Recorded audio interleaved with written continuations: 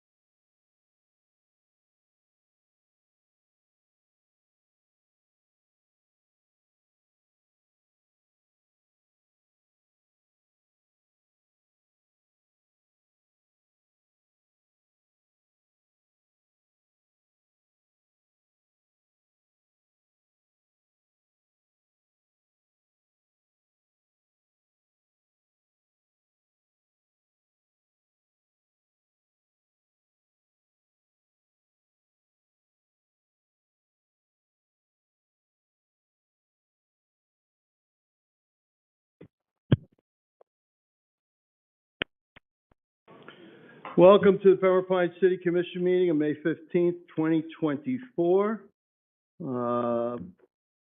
Before we get into the regular agenda, we have a District 4 vacancy to fill. Madam Clerk, will you call the roll, please? Vice Mayor Good, I am here. Commissioner Rodriguez, Here. Commissioner Schwartz, Here. Mayor Castillo, Here. City Manager Dodge, Here. City Attorney Gorin. I'm here. We have a quorum. Thank you very much. For the benefit of the public, we are here today to hear public testimony and to cast our votes for a District 4 commissioner. The interview process is completed. Commissioners had the opportunity to interview individuals both in public and in private. That process is now completed. There will be no questions of applicants tonight. That's all been done. What will proceed now is that we will hear from the public. We've also received numerous emails in support of a number of the nominees, and we will hear from you, and then we will enter our ranking process. The City Commission passed an ordinance which it describes the process that we're going to follow. And the process that we're going to follow is a ranking process that is fully documented in the minutes of the city. The ranking will begin with the 5 candidates whose names I'm about to announce. Commissioners will vote 1, 2, 3, 4, and 5 in the order of their preference, 1 being their highest preference, 5 being their last preference.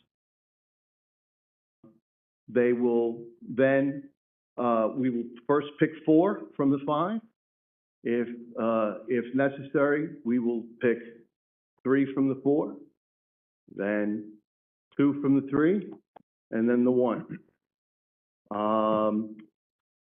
If at any point in that process, any one nominee or applicant, in this case for the vacancy, receives 3 number 1 votes from any of the 4 of us, that person will be deemed as appointed. We will then have a resolution which requires 3 votes to ratify, and then that person will be sworn in this evening and take their place on the dais. That is the process that we will be following. That is the process that we resolved to follow, and that is the way it will go this evening. And Mayor, I have a few questions, if you don't Sure, mind. Commissioner Schwartz. Thank you, and good evening, everyone. Mayor, the interview process that occurred 2 weeks ago, I don't want to personalize this. You were the only one not to ask any questions.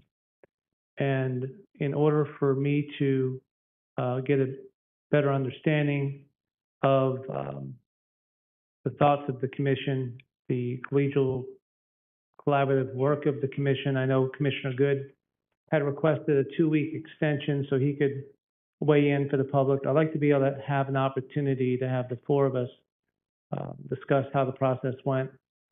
There were certainly some... That will happen after public comment. We will have an opportunity to speak amongst ourselves before we begin voting. Okay. The other thing is there were members of the public who did reach out to me with their preference. Mm-hmm. I asked additional questions on how not an individual came to that, but a group of individuals came to that. And to this, at this moment, I don't have the information from those organizations that weighed in. And I'd like to, and I see some of them in the audience tonight. I'd like to be able to ask them how they came to that conclusion in order for me to come to the ability to make a Commissioner, we're going to have public comment. And after that, we're going to go to voting. And I didn't ask any questions because my interviewing process was very thorough, and they had answered all the questions that I felt that I needed to ask, and I didn't have any questions that evening. So we're going to proceed with public comment. Everyone's going to get three minutes to speak. Please be succinct with your comments. We have a 6:30 City Commission meeting to begin. My hope is that we can get this done pretty quickly, because whoever it is that is sworn in as the commissioner should have at least a couple of minutes to spend with the city manager before they begin attacking this agenda. So if you raise your hand, I'll begin choosing on selecting people to speak. Mr. Mayor, Hand in the back. Mr. Mayor, if I may, just as a point of legal clarification, you made reference to an ordinance. The actual document that was approved by the commission on April the 17th. It's a resolution. The resolution, That's the right. record, that's number 3860, adopted on April 17, 24. And you're governed also by section 3.11 of the city charter at subsection D, filling of vacancies. Thank you. Right. Mayor. Thank you, Mayor. Sir, you're recognized. Please come forward to the podium. There's a button there that says speak. Your name, your address for the record, please.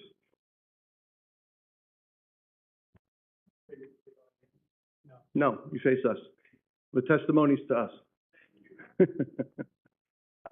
There's a button there that says speak, if you could press it. Someone assist the speaker?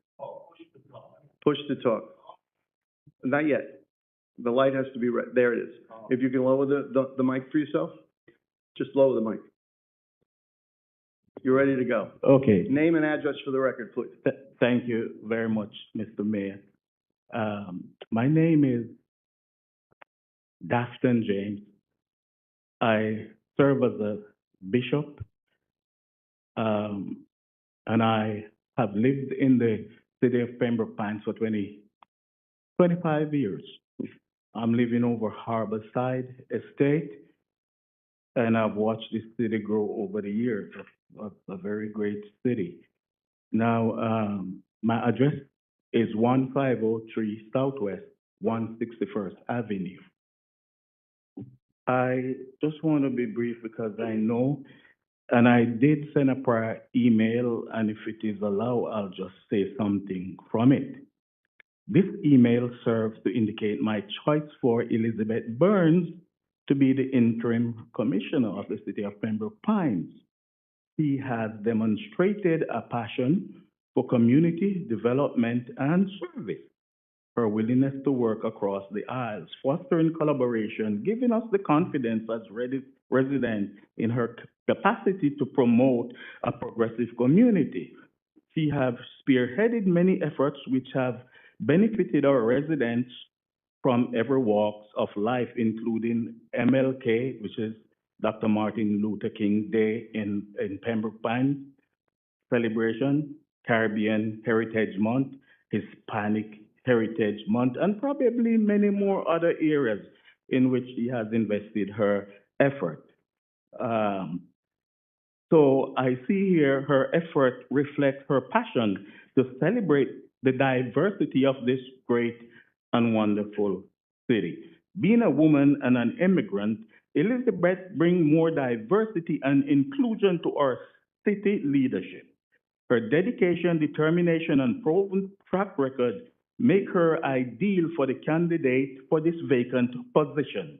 I believe this position will further strengthen her knowledge and ability by working with the mayor, vice mayor, commissioners, city managers, city attorney, city clerk, and other departments to better serve our city. Elizabeth Burns was the only candidate during a recent election that canvassed my neighborhood to speak directly with the residents on all issues that are important to us. Her honesty, integrity, dedication, determination, and willingness to put in the hard work is beyond reproach, and she has earned my support for interim commissioner. I hope that Elizabeth Burns has earned your support as well. Thank you very much. The next speaker, Mr. Enzi.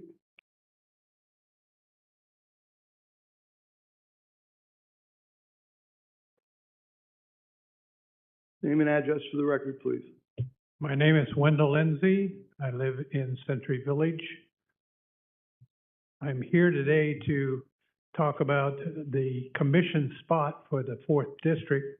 This is very important to the people of Century Village. And we held a meeting to talk to Jay's comment. The meeting of Coupa officers was called to order on Thursday, May 2nd, 2024.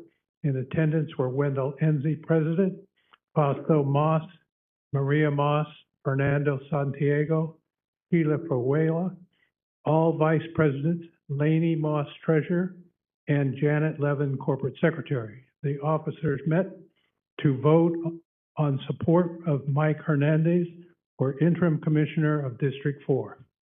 We believe his strong resume and bilingual abilities qualify him to be an interim commissioner in District 4, representing Century Village. The bilingual part is important to us because 62% of the residents in Century Village, which has almost 13,000 people living there, is now Latin and speaks Spanish. So we think that's very, very critical to everything.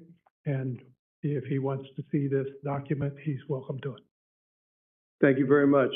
The next speaker?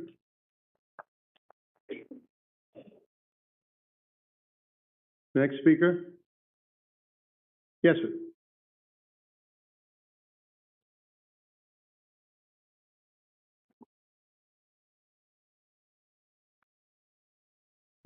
Hello. Excuse me. Hello. I wanted to let Name and address for the record. residents speak first. Corey Scherer, City of Sunrise. I come here as a past president of the Black Caucus and current interfaith member within Broward County, which I consider myself a son of Broward, having gone to elementary, middle school, and D. Blanche Ely High School in Pompano Beach as well. Also not within your boundaries, but there are many of us down this way.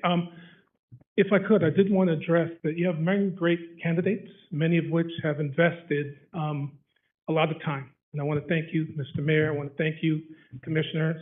Tom Good, I've spoken to you. I know how much you care for people and also the city. Maria, just it's going to be amazing for your city. Commissioner Schwartz, I know how much you have experienced things in your life and how much you have fought to be where you are and how you respect that in people. And Angela, we know where you stand, that you're all about your city. I really, more than just loving Sophie Bach, by the way, you know, Sophie, just so amazing. You know, you mean so much to us. I have to say, you know, being, you know, working with the property appraiser and being around Pembroke Pines and Marty Care, you know, previously, this is a great city. You have great candidates. Being a graduate from Broward County and also a graduate of Georgetown University, where I was selected Senior of the Year, I've been afforded many lives. In those lives, I've been able to do some work for the federal government, both you know, El Paso Information Center, you know, DEA, FBI, NSA, you name it, you know, satellite work, U.S. Geological Survey, U.S. Fish and Wildlife. And over the last couple of years, I've gotten to know Ali Bojani. And that work for me, let me talk about real quick, is, and for anyone that does it, it stamps you as an All-American, you know? But now my mom didn't raise me, I didn't need blonde hair, blue eyes or anything. I grew up as an All-American thanks to Jasmine Barnaby. Many of you know her, and that's the way I grew up. But Ali, Mr. Bojani has that same pedigree, you know, working for, you know, Association of Chiefs of Police and different law enforcement people, that National Organization of Black Law Enforcement, you know, people that vouch for him, right, and know him and he's connected with. And he reminds me as also having that stamp of being an All-American. I would like to, first of all, you know, recognize how great all the candidates are. But for me, my heart, my spirit has really been touched by this gentleman, who I believe is an All-American. And again, you know, All America consists of many different facets, different people. We're all in this together. You know, having that understanding and having that experience colors, or I should say, add an intensity to your decision-making process where you think about all the people in the city. We all speak very many languages, you know. Hablo español, falo un poco portugués. Mr. Bojani is right there as well. As all Americans, we have to be able to speak to all Americans, Tikani, even Greek Americans, right? So we've learned that. So I'd like you to take them into consideration as an all-American. Thank you so much. Thank you very much. Next speaker. Is there anyone else that wishes to speak? Yes.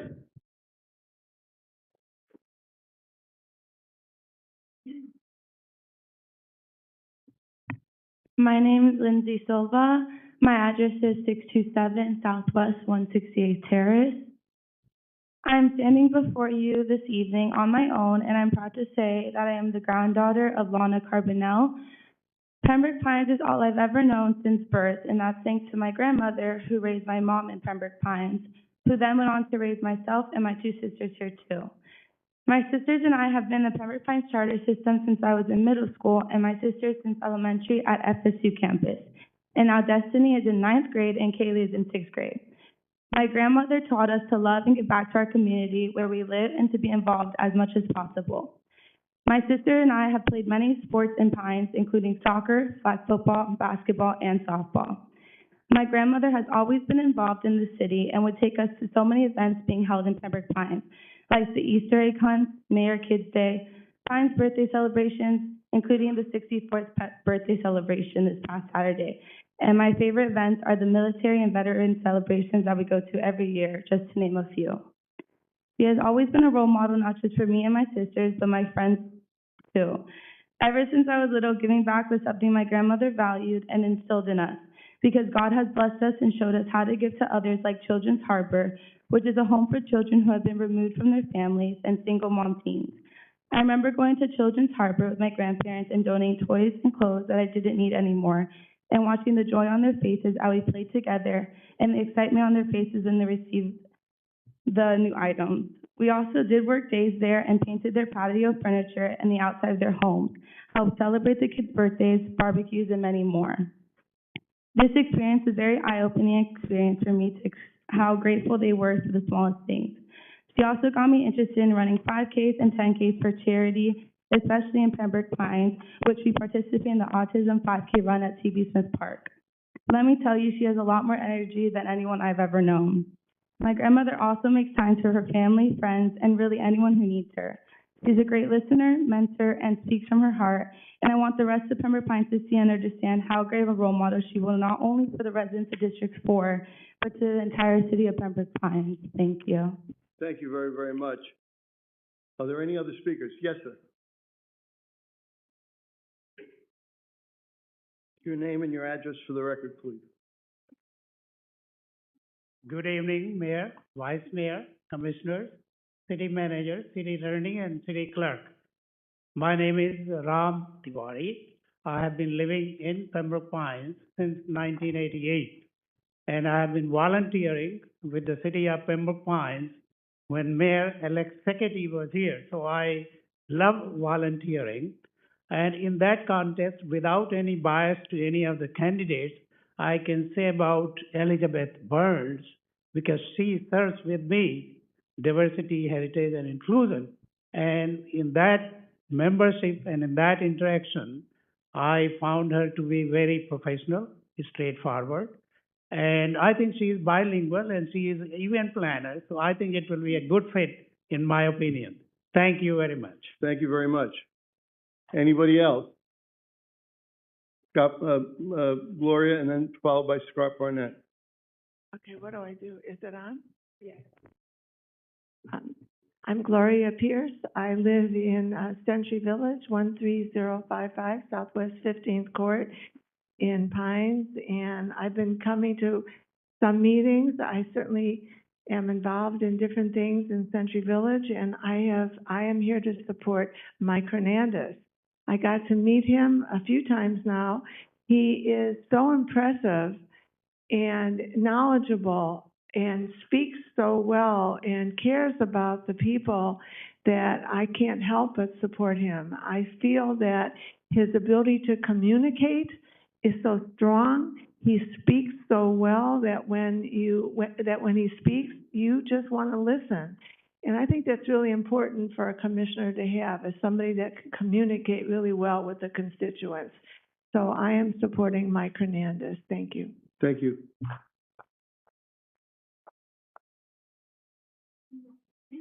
Your name and address for the record, please. Scott Barnett, 19346 Southwest Fifth Street. First, I just want to say, with all the candidates here, we have a pretty wonderful city, because these people are, all of them are great, and I know a lot of the people who are interested in this position have been a big part of this community, and, you know, I have dialogue with a lot of these people, so we live in a great city, we really do. I just wanted to make a couple points. I did send an email, but one of the points earlier was about whether a person who gets this position would have a benefit of being an incumbent for upcoming elections. And not only does that not always happen, that the incumbent always wins the election, because that hasn't happened in this city. But one of the great things about democracy is the fact that we get to make the rules together, don't we? And that's what this commission has done. So I don't think we have to have hard and fast rules. I think what we're looking for here is a representative for District 4. Obviously, the onus is on the commission to make this choice tonight, but what we hope is that you respect, you know, and honor the people of District 4, because that representative is for this district. And ultimately, when it comes to positions of any nature in political spectrum, it really comes down to who's the right person for that particular time. In this case, I am in favor of Michael Hernandez. One, I've been the past couple of years on the Pines Budget Advisory Committee with Michael. One of the benefits of that is he's already up to speed with all the departments, because we meet with every department of the city. So I think he would already be up to speed with the needs of what's coming up, and especially with the real issues that we're dealing with. One being the millage rate coming up in the summer. That's something that we're going to have to deal with, and which is always a contentious issue. So a good understanding of budget analysis is something that he brings to the party. The other factor is, because of his experience in Miami-Dade, we've got a big deal happening on the horizon with this incinerator. And I think the commission and the city would benefit for somebody who has insider information, who's been there in the trenches in Miami-Dade, knows the politics of Miami-Dade, knows the people of Miami-Dade, and can bring that perspective to this commission. So therefore, I think Michael Hernandez would be the best choice for this time right now. Thank you. Thank you very much. Anybody else wish to speak? Yes, sir.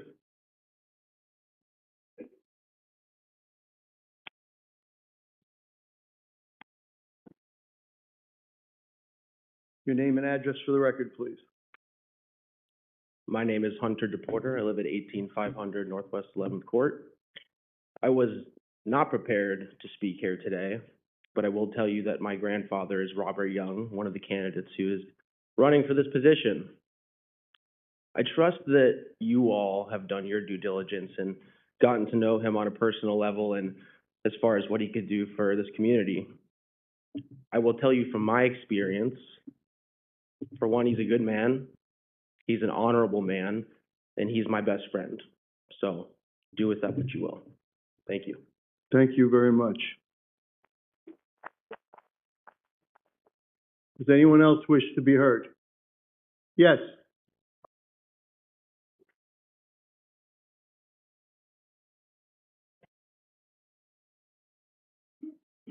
You can pull that microphone down for yourself.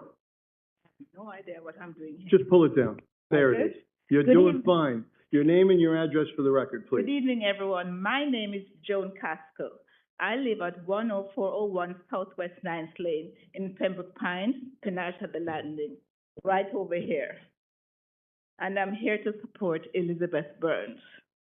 Having worked with her on her most recent campaign, this was the only person who came to ask me to help her in the campaign. So I think with that, I can see that you want to bring diversity to this commission, to Pembroke Pines, to make everyone feel included and to be a part. And she's passionate about what she does. I don't know anything about government, but I think putting her in this position, we would have very strong people running Pembroke Pines Commission. Thank you very much. Thank you very much. Does anyone else wish to be heard? Yes, sir.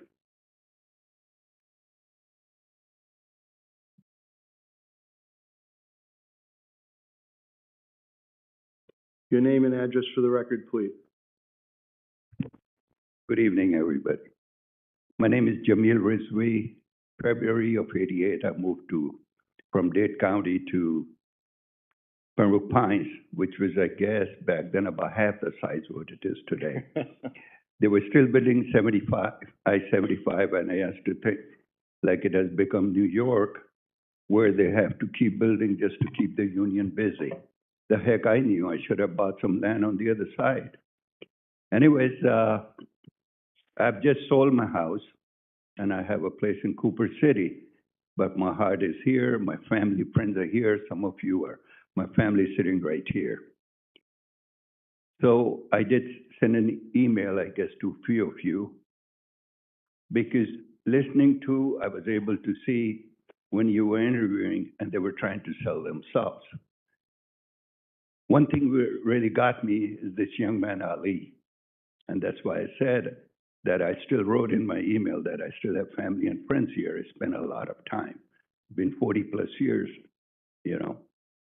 So what I see this young man, he may not have worked in a, municipality, or he may not have been in a commission position before, but such a young guy with amazing communication skills. But I'm an on-hand guy. My background is aviation, big airplanes. So I look at it, things, and we deal with some company which is like the biggest in U.S., North and South America. And they're in 44 different countries. So it gives us a chance, not only being an aviation, fly around, also to meet all kind of people. And when you get to my age, with some of you, seems like you're getting there. So you also try to see that getting a younger talent is the key. Because this building is in the name of the mayor who used to be the mayor in my time. Then came Frank. Then great shoes you're filling in, and I wish you the best. But I say it is the key to have somebody who really, he surprised me when I was listening to it, that he really knows the number, he knows quite a bit of basic problems you could see, or he was giving solutions. So I would say he would be somebody who may turn, and after Jay takes your spot, then he may take that. So, all the best, and I know whatever you guys will decide is going to be the best, because this Pembroke Pines means a lot to me. Thank you so very much. Ali is the guy, I think. Thank you very much. Thank you. Does anyone else wish to be heard? Yes?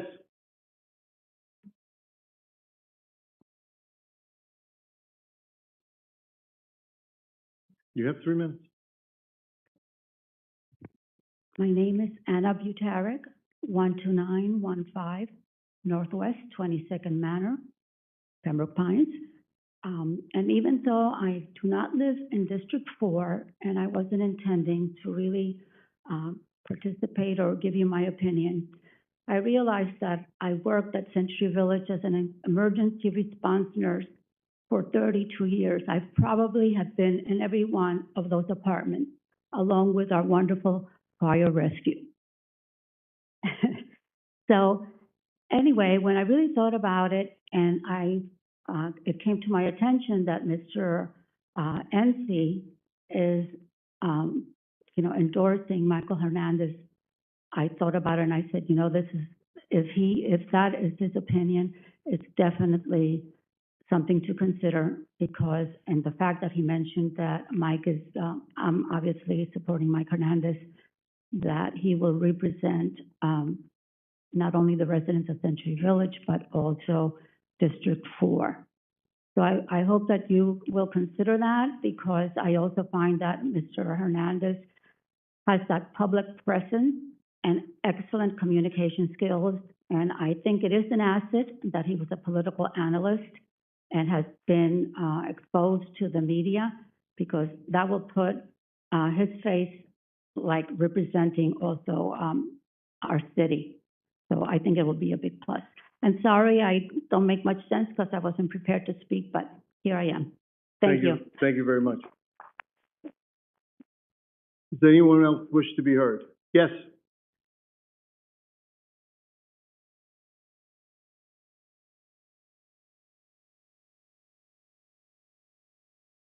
Your name and address for the record. Hi, good evening. My name is Winnie Tax, and I don't live in Pembroke Pines. I'm from Miami-Dade County, 8401 Southwest 107th Avenue.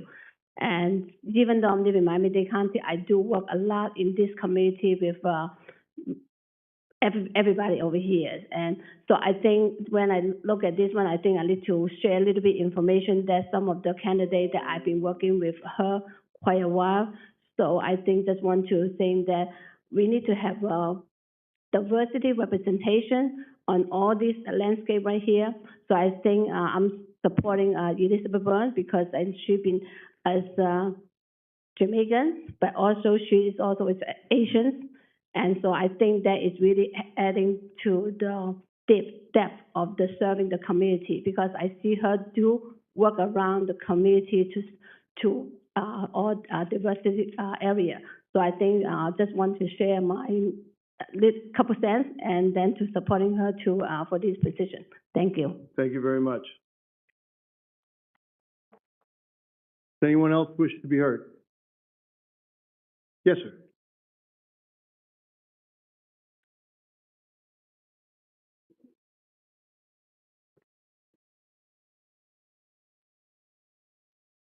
Good evening.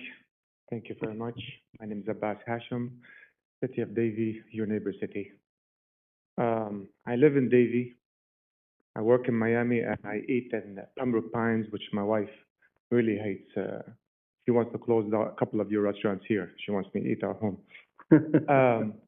I represent a small community. Overall, as they say, we've been around the block and we get to meet a lot of people and we hear a lot of people. I work in sales and I get to see what drives a person who really makes the sale, whether making a discount, offering a second package. Then you understand psychology more than you have to. But listening to Mr. Bojani and his genuinity and his thoughts really made me think that I should be coming here and supporting his role. Whatever you choose, I trust that you will choose the best for the city. So I don't want to run off because you guys have a long day in front of you. Thank you very much and God bless. Thank you very much. Does anyone else wish to speak? Yes. Name and address for the record, please. Jill Aronofsky, 5781 188th Avenue in Southwest Ranches. I'm one of your good neighbors. I spend a lot of time here in Pembroke Pines, in Century Village, in District 4. I do a lot of volunteer work there with Sophie and all the other ladies. And I support Michael Hernandez. He meets all the qualifications, checks all the boxes, and anyone else will not be able to carry Pembroke Pines to the areas that you would want it to extend. He has a lot of experience, and that should say a lot. Thank you. Thank you very much. Does anyone else wish to speak?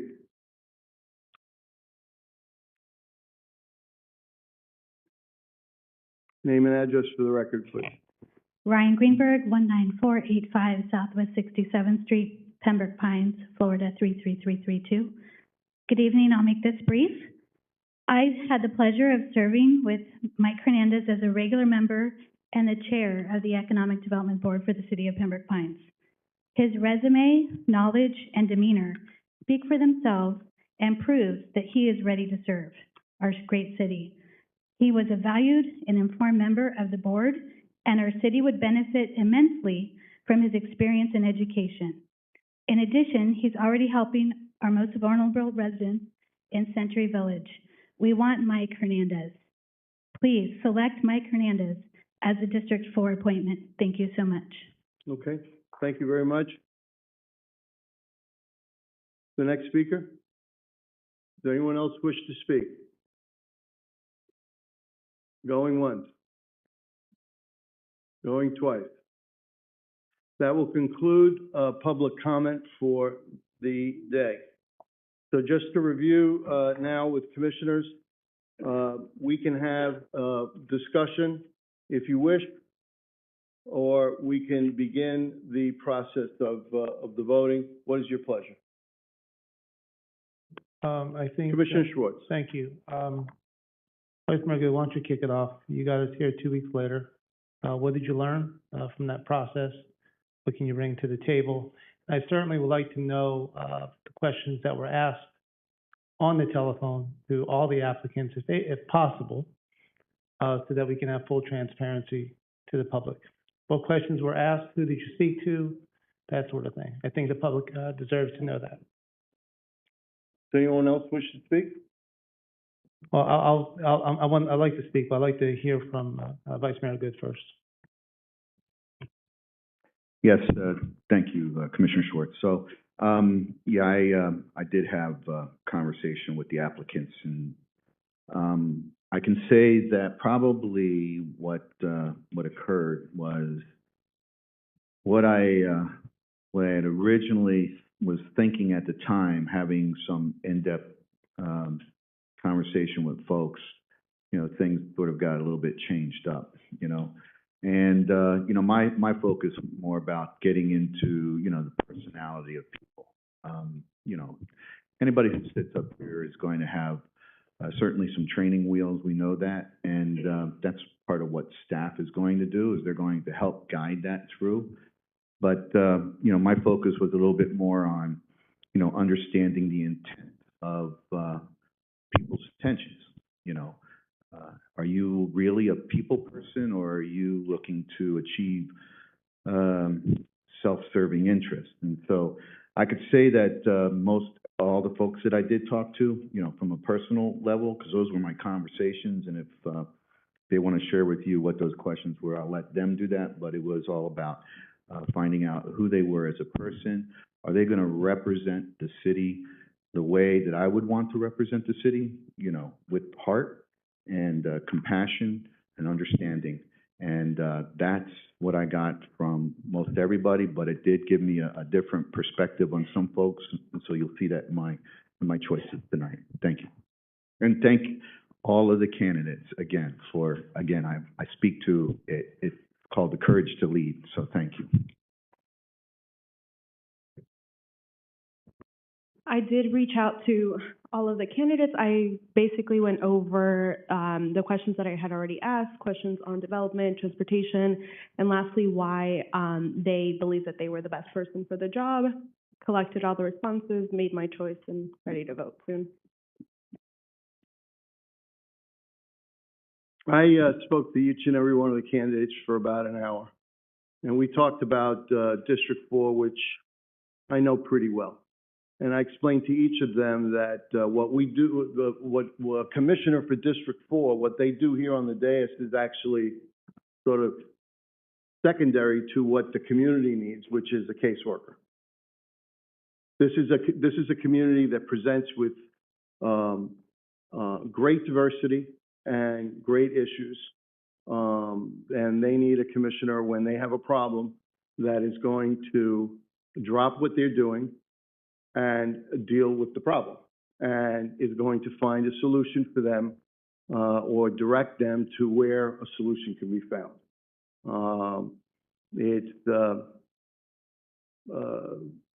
I spent an entire lifetime as an executive in government studying what we do here together. But when we're not together, during the time that I was a district commissioner, there was never a phone call that didn't get returned the same day. There was never an email that didn't get returned the same day. There was never an opportunity to help somebody that I passed up. There were some times when I couldn't help them. There were some times when their answer was elsewhere. But having that direct contact with them for 20 years taught me that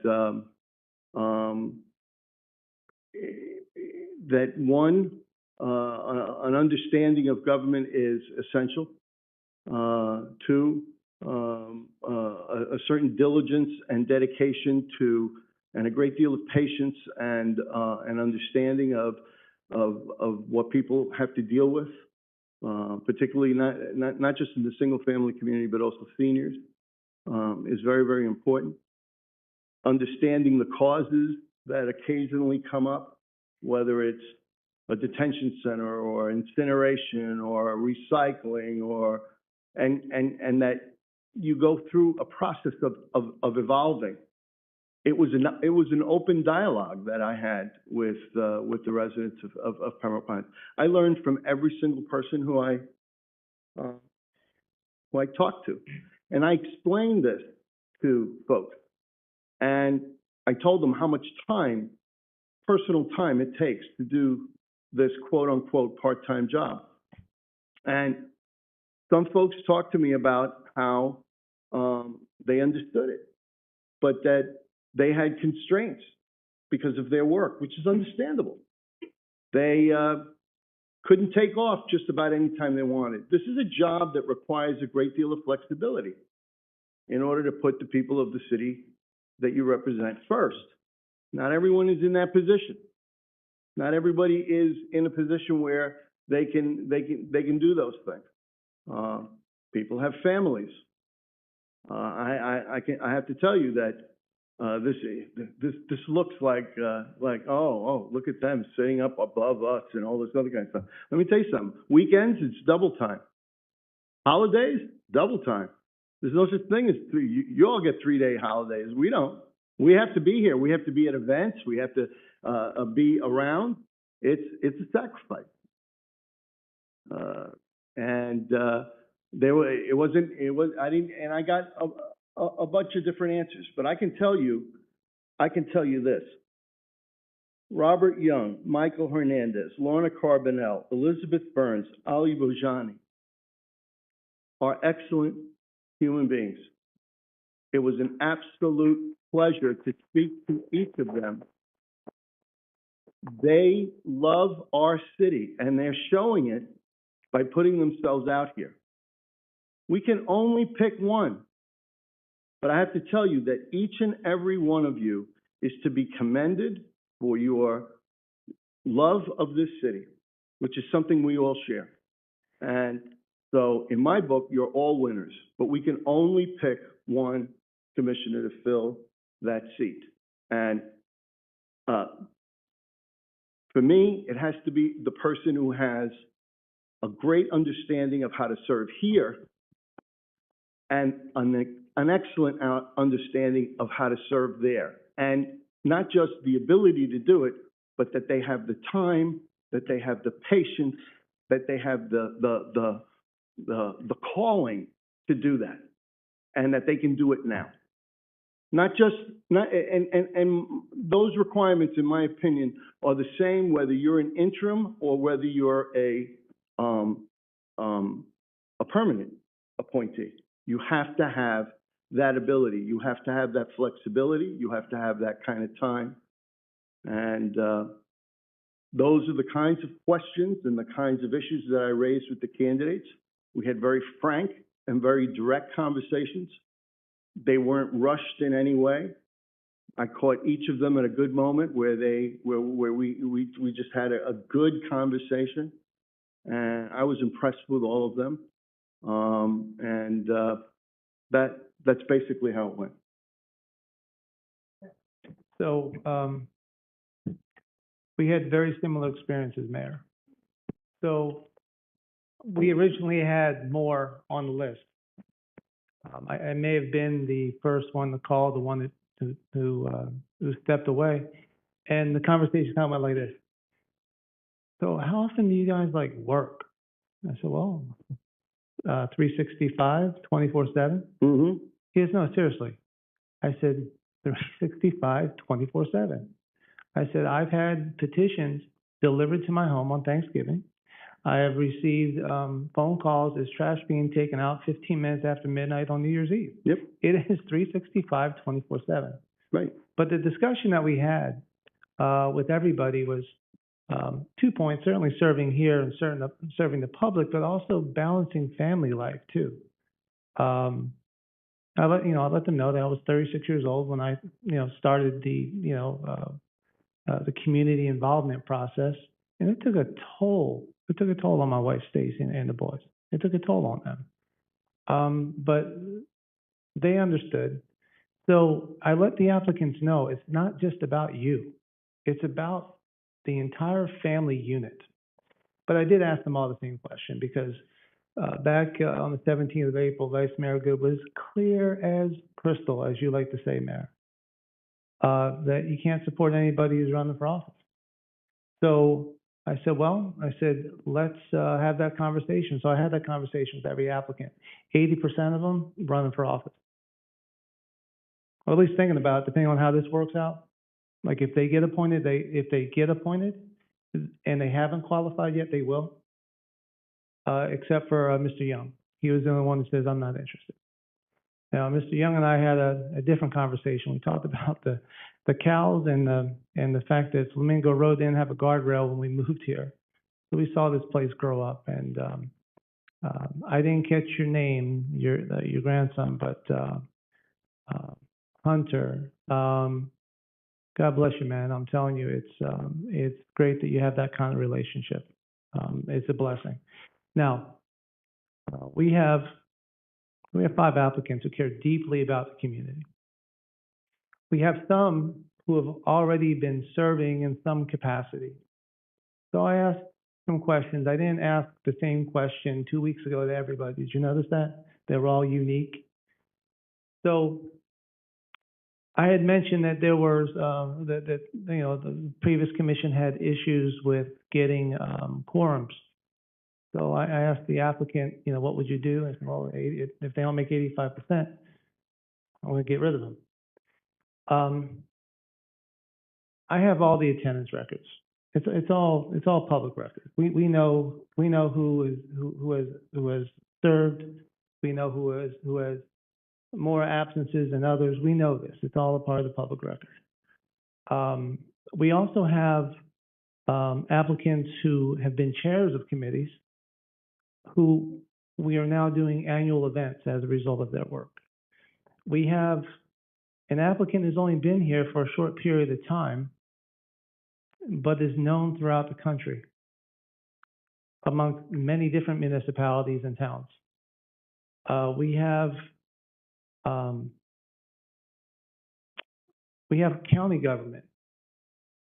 We think we're the big tamale here, right? No, we have a county government, someone who's been the chief of staff of a county commissioner, seeing the day-to-day operation, was the chief of staff for the county mayor as an applicant. They've seen some things. So you're right. We are going to go through a process that there can only be one. And my hope is that the conversations that we've had will certainly give the individual the readiness to serve on day one. So I'm looking forward to seeing how this turns out. And so with that, Mayor. So there's one thing, and I appreciate your comments. You had mentioned that there was trying to remember exactly how you said it, but there was indeed on this day expressed the view that there might be a preference for someone to appoint someone to the interim position that wasn't actually going to be running for the office. That was proposed as part of the process, and that motion failed.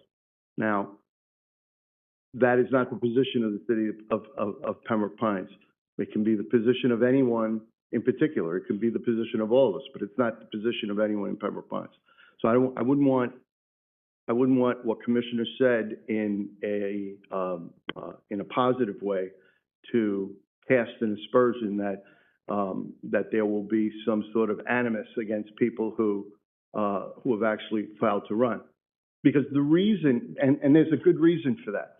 In District 4, there's a feeling that the voting rights of that district were toyed with under not so long ago.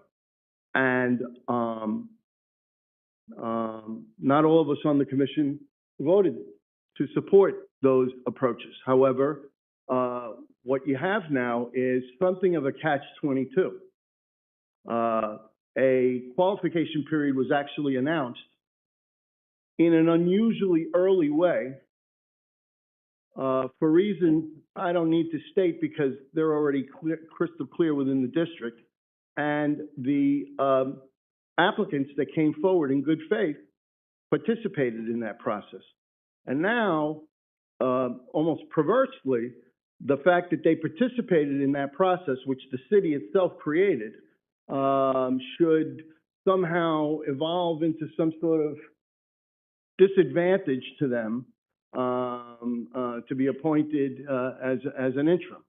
So, in my view, holding that position is, you know, has to be sort of grounded against the circumstances that the applicants had to face, which they took on as a matter of good faith, but didn't create. So I don't know that they should be placed at any particular disadvantage because of that. So my view is, at least my view, I'm looking at all of them equally, and I'm trying to figure out which among them is best suited to first serve the people of the district where I live, because they're going to be my commissioner too. I live in District 4, and also who's best suited to serve as a colleague of ours here. If there's no further commentary, I think it's time to vote. And before we do that, let me just once more thank each and every one of you and congratulate each and every one of you for the love of the city that you have. We were all very impressed with you, and it's unfortunate that only one can be chosen. But my expectation is that we must serve the interests of the city of Pembroke Pines and District 4 today by making sure that you are represented in that empty seat. So, from my perspective, we will be swearing in a commissioner tonight. Mr. City Attorney, Madam Clerk, can you guide us through the voting procedures?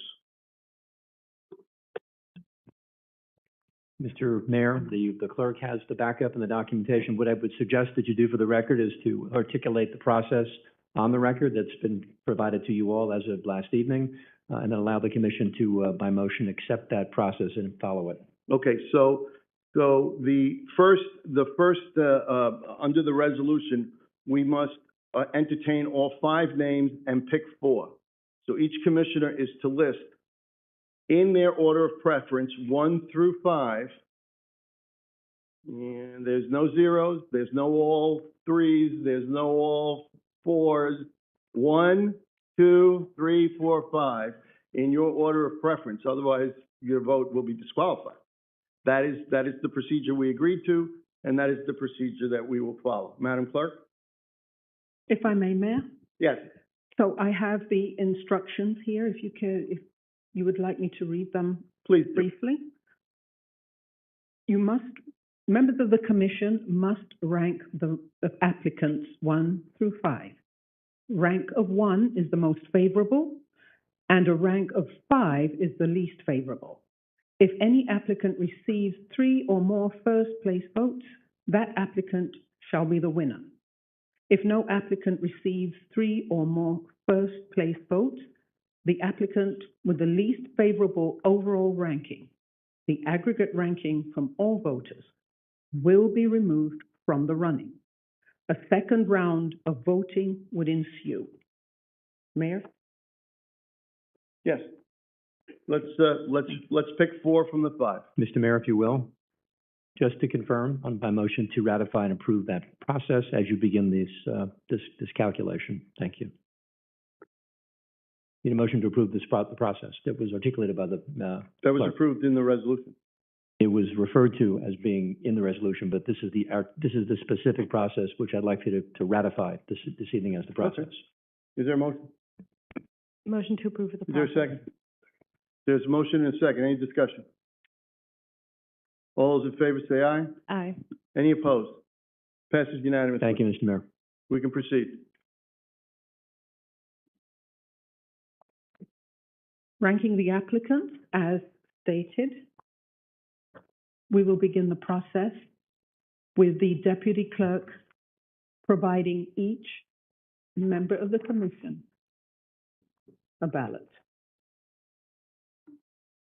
And Mr. Mayor, as the ballots are being handed your way, as you know, we are in a public building governed by the Florida Sunshine Law and Public Records Law, which means that any documents on the dais that are being worked from as a basis of your decision are public records.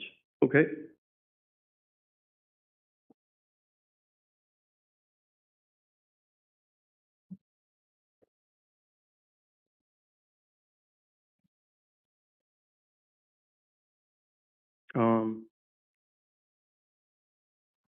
Mayor, just to be clear, to make sure that we know that the record reflects the answer, your initials or your name on the document would be very useful to identify the party who's making the decision. And And City Attorney, it's printed at the top. I know, just want to clarify on the record that it's there.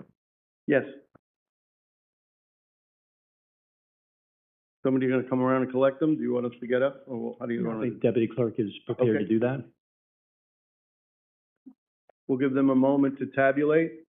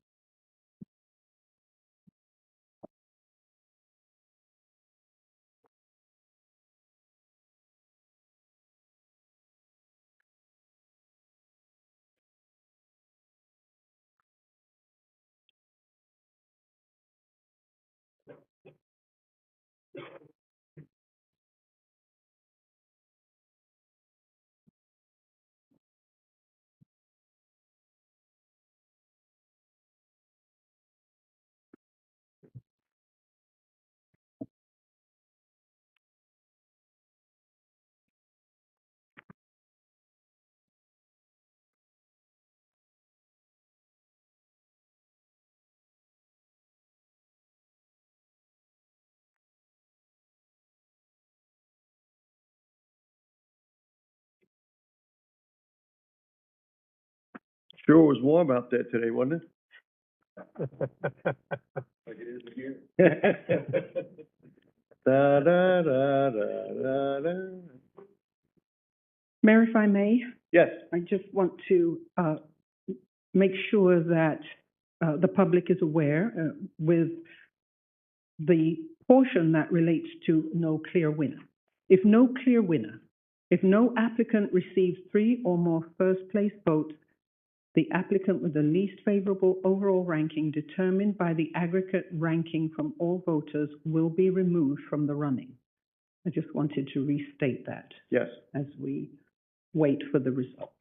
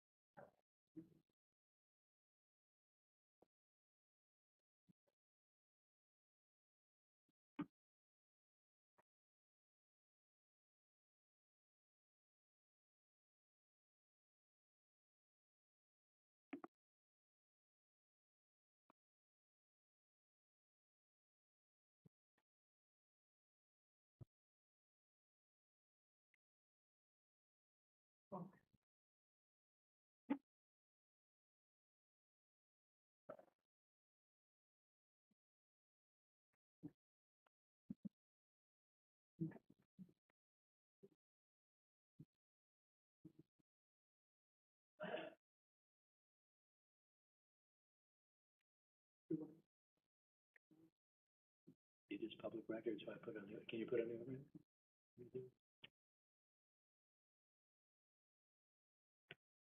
Mr. Mayor, the clerk will publish the first round on the record and place Okay. it into the screens for public consumption.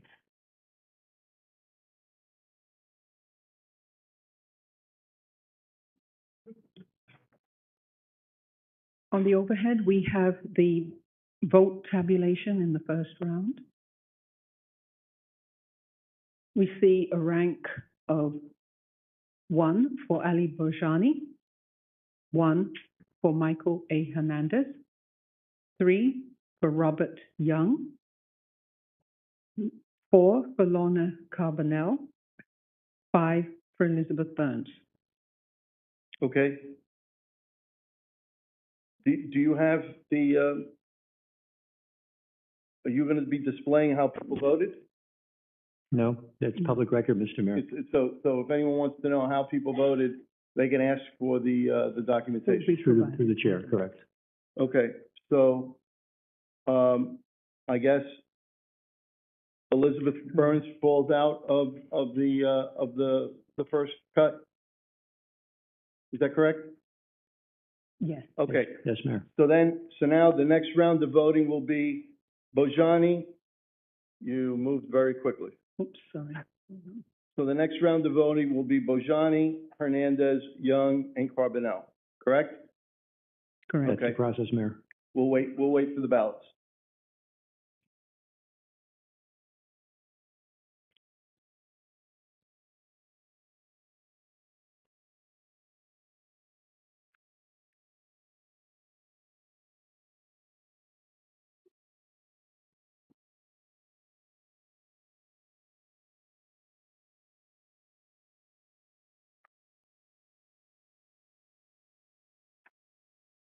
Thank you.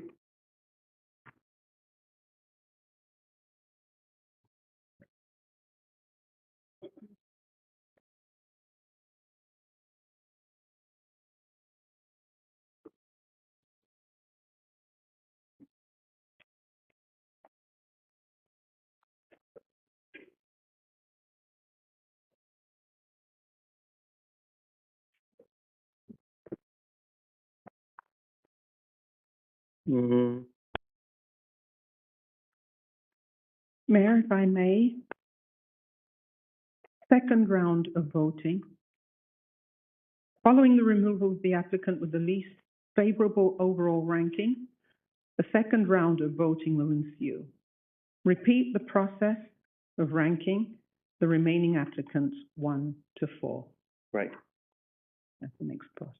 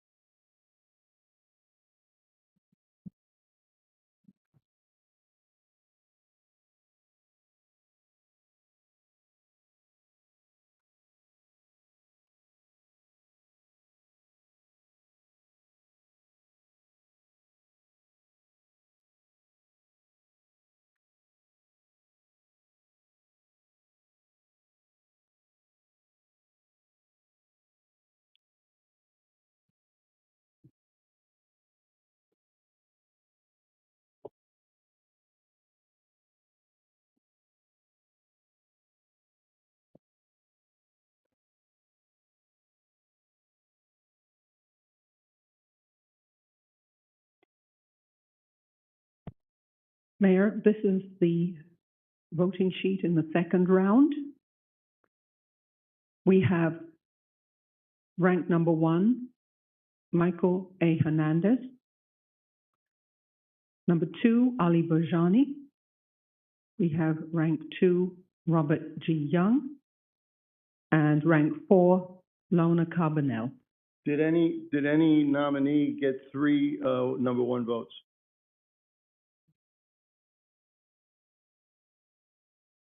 Michael A. Hernandez has received 2 number 1s so far, 2. since we're in the second round. In each round? I'm just asking, has any nominee received 3? No? No, not yet. Okay, so, Lorna Carbonell, is, out for the second round. Now we will, of the 3, Michael Hernandez, Ali Bajani, and Robert Young, we will pick 2.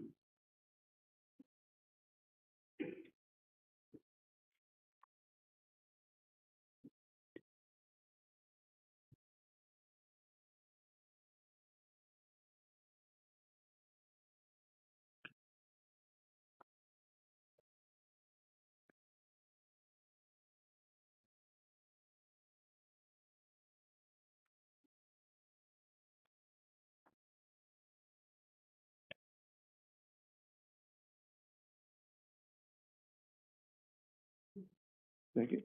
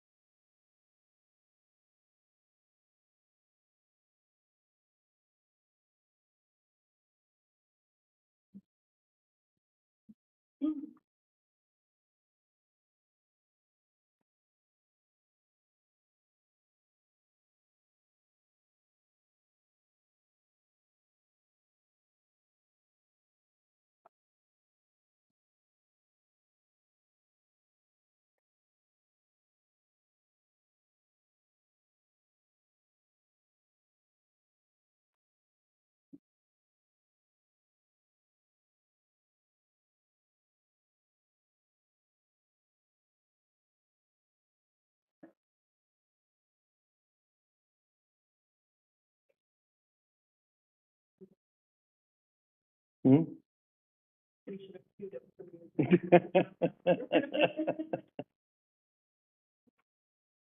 They're moving as fast as they can. Heard you got some inner talent. Why don't you give us a show? No.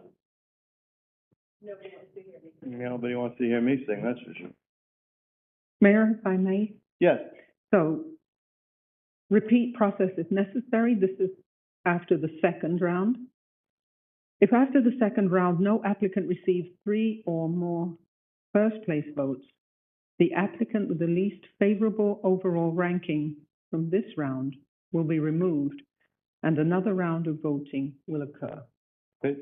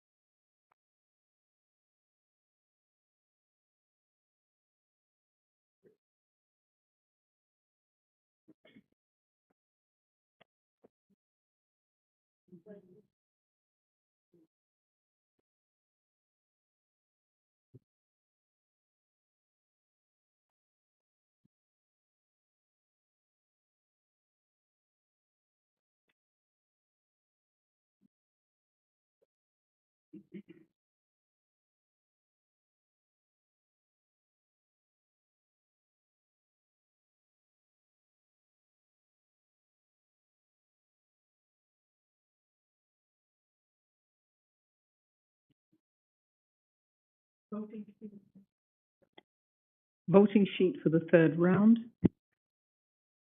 Rank number 1, Ali Bajani. Number 1, Michael A. Hernandez. Number 1, Robert G. Young. We have to pick three again.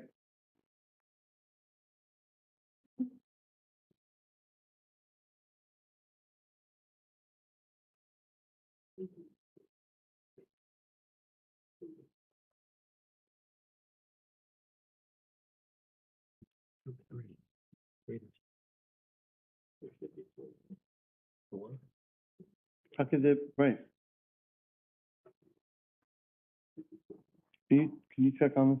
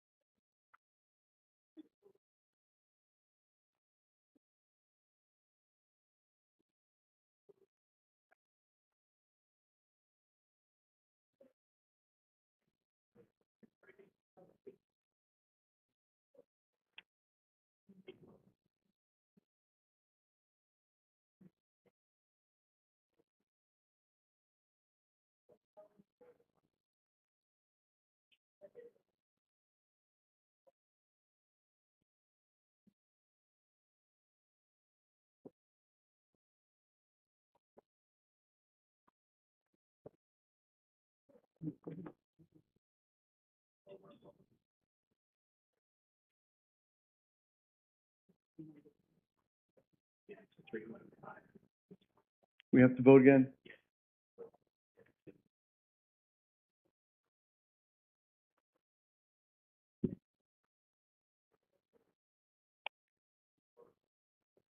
Yeah.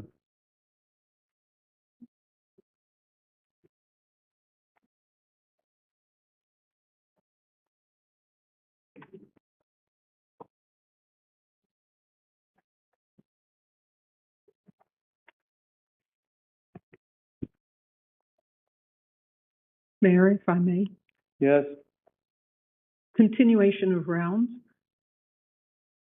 This process of elimination and voting will continue until one applicant receives 3 or more first-place votes, Yes. thus determining the winner of the interim District 4 Commissioner position.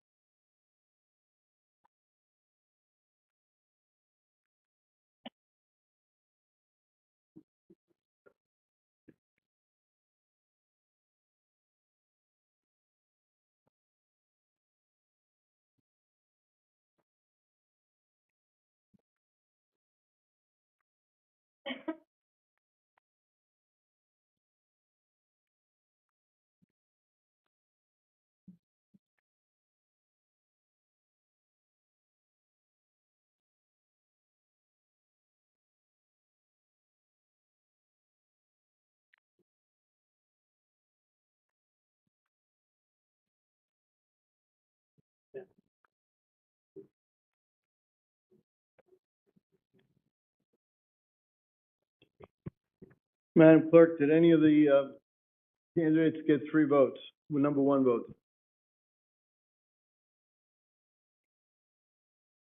I think we have, believe, there was, no, it wasn't? Okay. At this time, I'm looking at the voting sheet, round 3, second time. Rank 1, Ali Bojani. Rank 2, Michael A. Hernandez.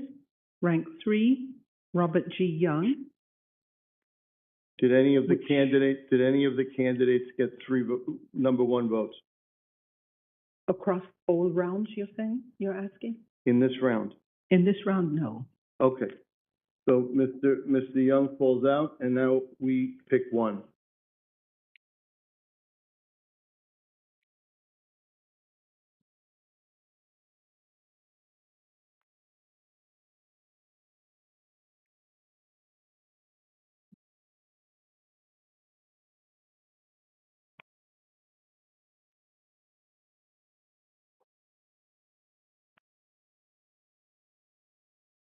And so, Commissioners, the answers will be 1 or 2.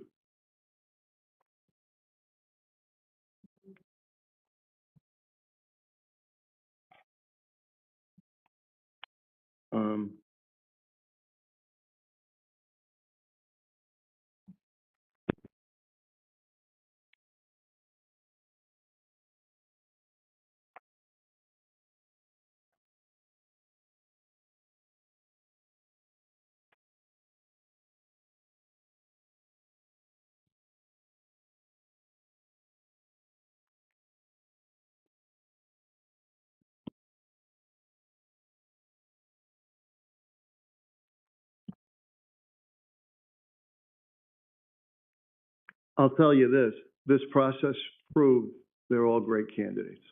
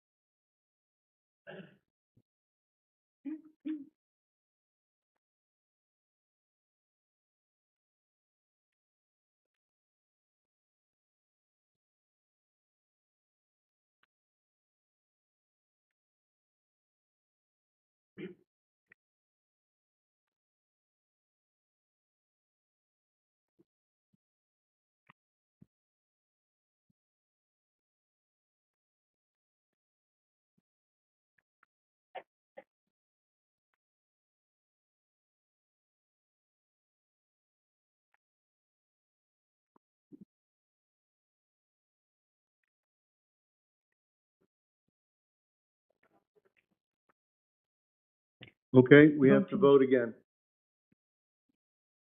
Voting sheet for round 4.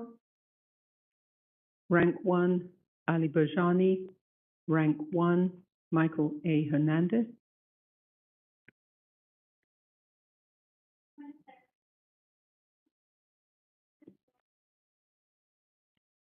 We revote.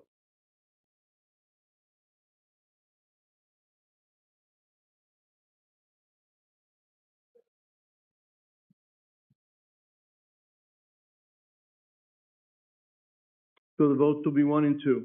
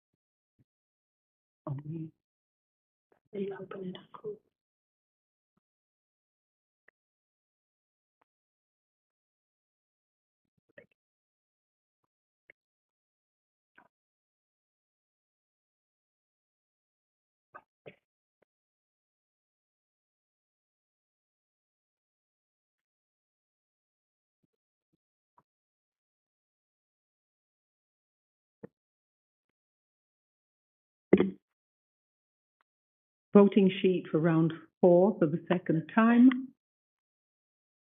So Commissioners, I was prepared in the event that we came to a tie between 2 highly qualified candidates, that we would flip a coin. Negative. And, excuse me. And Negative. so hold on one. I would make a You're not recommendation. recognized, you're not I would recognized yet. Let me finish my comment. And so my process would be, I actually brought 3 quarters with me. And I would put them on the table. And what I would recommend is that we ask the Sergeant at Arms to come and pick whichever quarter he wishes and to toss it in the air. Mayor, we're the second largest city in Broward County. We don't conduct business by coin flip. Let me finish. And then you'll have your turn. Let me finish. And that the first coin toss would be in alphabetical order, who is heads and who is tails. And then the second coin toss would determine who is selected and who is not. Is there a motion to go to a coin toss, or do you wish to have discussion, or do you wish to vote again? I would move. How would you like to go? That we reset the final round for June 5th. No, sir. Well, Tonight is the night. We have a resolution. We need a commissioner. It can't continue. I'd like to have a second, or at least not have a Okay. second. Is there a So, second? Is there a second to that? A motion to, Kick the can down the road? Is there a second? I don't hear a second, so that dies for lack of a second. So we're back to the coin toss. Unless you want to go through another round of voting. Vice Mayor? Mr. Mayor, I don't agree to the coin toss. I think we need to own up to the decision that we make, but. Okay. But I would like to request a 5-minute recess, if you may, sir. Yes. We will recess for 5 minutes.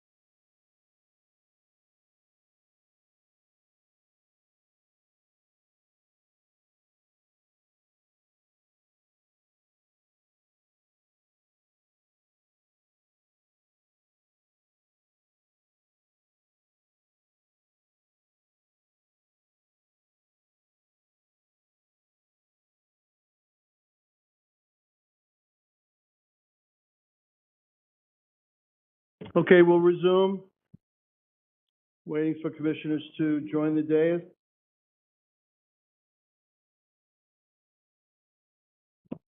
Thank you very much. Sorry, Tom. Hold on.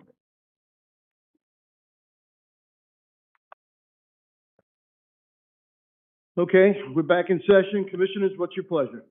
Mr. Vice Mayor. Yes, thank you, Mr. Mayor, and thank you for giving the opportunity to have that recess. You know, this is a really difficult choice. It's interesting that my colleagues were speaking earlier about how this is a full-time job. Put yourself here in this spot right now. I think you can all sense the tension. It's a very, very difficult choice for all of us to make. It's very clear. We had a great process. You know, it really worked well, Mr. Mayor. Thank you for introducing that to us. And now we've gotten ourselves to two candidates that we've all spoken very highly about. And we all know that they're quite qualified and competent. I know this is a lengthy process, and I apologize for you all having to sit through all this, but you know, and we got another, you know, bit of business to do tonight. But this is probably the most important thing that we're doing tonight. And because it's the most important thing for the city, it really takes a little bit of time for us to get through this process. And Mr. Mayor, I, you know, was given some thought about this, about the quality of the candidates that we have. And given the fact that this is an interim position, you know, to be in this leadership role until the new election comes along. So my thoughts were, and if the commission would indulge me for a moment, how can we have the value of both of these candidates serve this city? Mr. Mayor, you had a planning council or a planning and zoning board member that represented District 4, and you have reassigned that position or that person to the mayoral representative. So that means that we have a District 4 planning and zoning board member position that's currently vacant. What I'd like to do is ask my colleagues to consider the fact that we do have two highly qualified candidates. And if we were able to move to a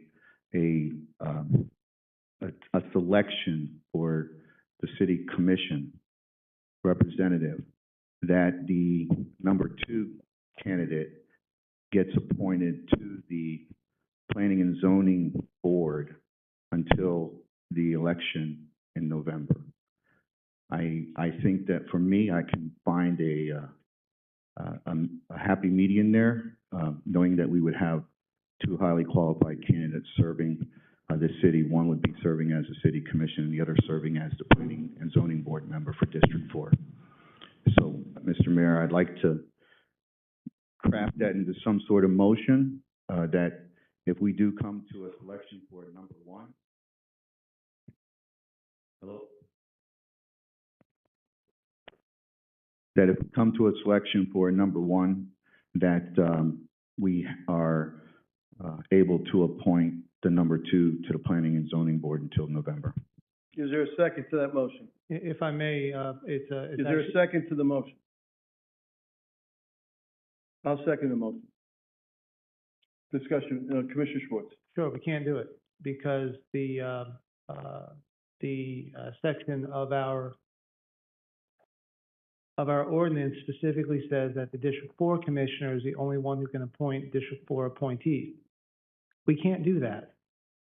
And we can't bind a future commissioner to make a decision. Now, the only reason why we have this, the reason why we don't have Henry Rose as our chairman right now is because I think there was a premature decision to remove the District 4. Commissioner, stay on the motion, please. So on the motion, I can't support it. It's just, to me, it just seems like it would open up a tremendous precedent that I don't think you would, I don't want to personalize this, Okay, that a district commissioner would want to have a collegial body telling them who they're going to be selecting. I think that's just bad form. okay, Commissioner, Rodriguez, do you have any comment? Mr. Mayor? Yes, So- I'm gonna rule the motion in order, because these are extraordinary circumstances.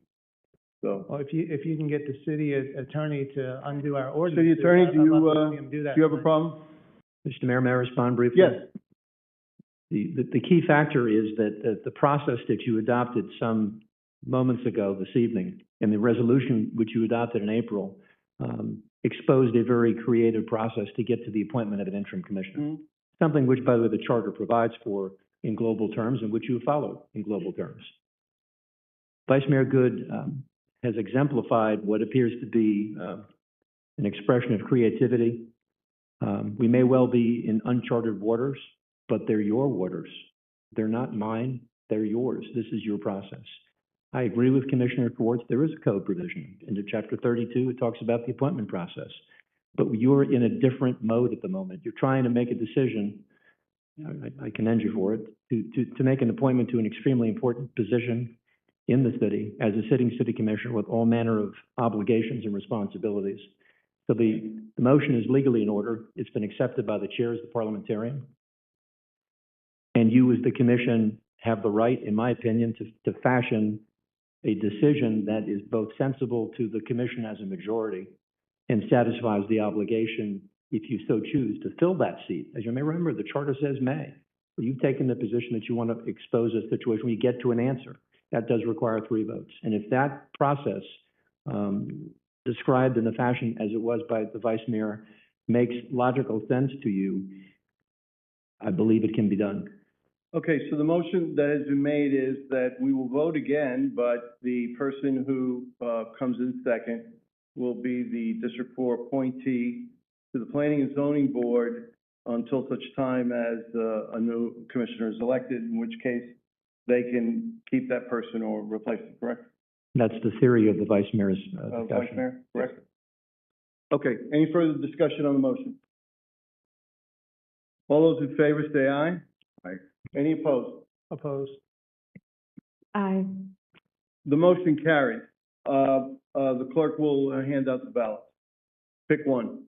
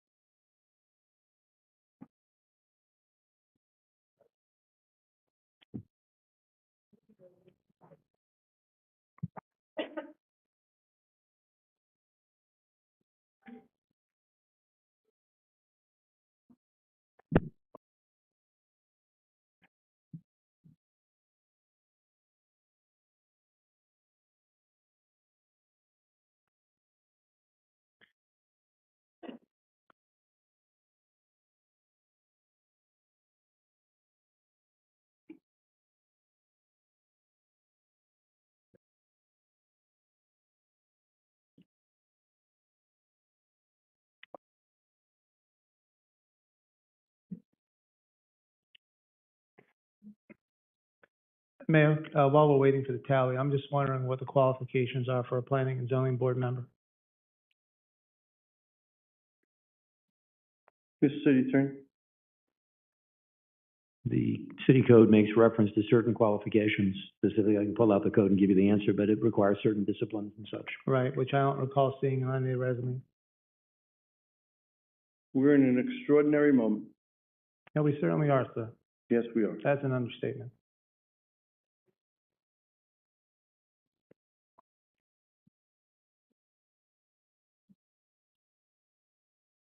Are we able to do, sorry, I was just gonna say, are we able to do the proclamations out of order before the everything actually like goes down because there's a lot However of. you'd like them handed out.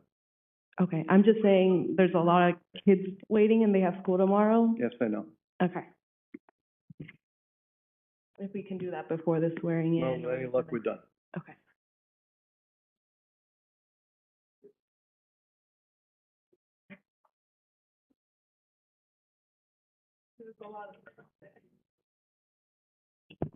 Okay, by your vote, Michael Hernandez got 3 votes. Is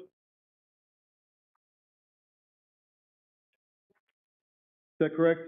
Yes, voting seat round 4, third time. Rank 1, Michael Hernandez. Rank 2, Ali Bajani. Okay, I'll entertain a motion to, you may clap. And Mr. Bojani, thank you very much and congratulations on your appointment as well. I will entertain a motion to ratify the appointment of Michael Hernandez as interim commissioner for District 4. Motion. The motion was made by Commissioner Rodriguez. It's been seconded by the Vice Mayor. Any discussion? Hearing none. The clerk will call the roll. Commissioner Rodriguez? Yes. Vice Mayor Good? Yes. Commissioner Schwartz? No. Mayor Castillo? Yes. Mr. City Attorney and Madam Clerk, would you please come forward and swear in the commissioner?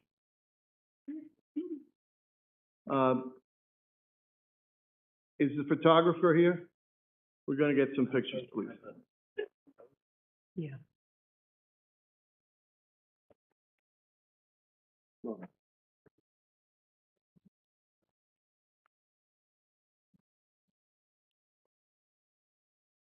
At the podium. I will join you.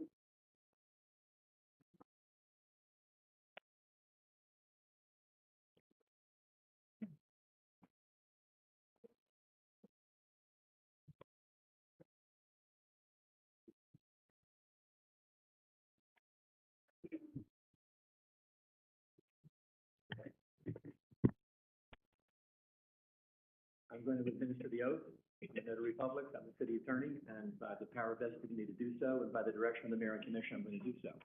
Please raise your right hand and repeat after me. I, Mike Hernandez. I, Mike Hernandez. Do solemnly swear. Do solemnly swear. Or affirm. Or affirm. That I will support. That I will support. Protect. Protect. And defend. And defend. The Constitution. The Constitution. And government. And government. Of the United States. Of the United States. And the state of Florida. And the state of Florida. And the charter and ordinances. And the charter and ordinances. Of the city of Pembroke Pines. Of the city of Pembroke Pines. That I'm duly qualified. That I'm duly qualified. To hold office. To hold office. Under the Constitution. Under the Constitution. Of the state. Of the state. And that I will well and faithfully perform. And that I will well and faithfully perform. All the duties. All the duties. Of the office of Commissioner. Of the office of Commissioner. For District 4. For District 4. On which I'm now about to enter. On which I'm now about to enter. So help me God. So help me God. Sign the document. Congratulations.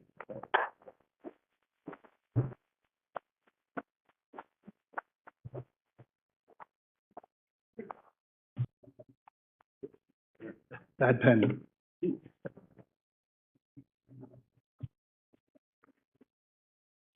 Your turn.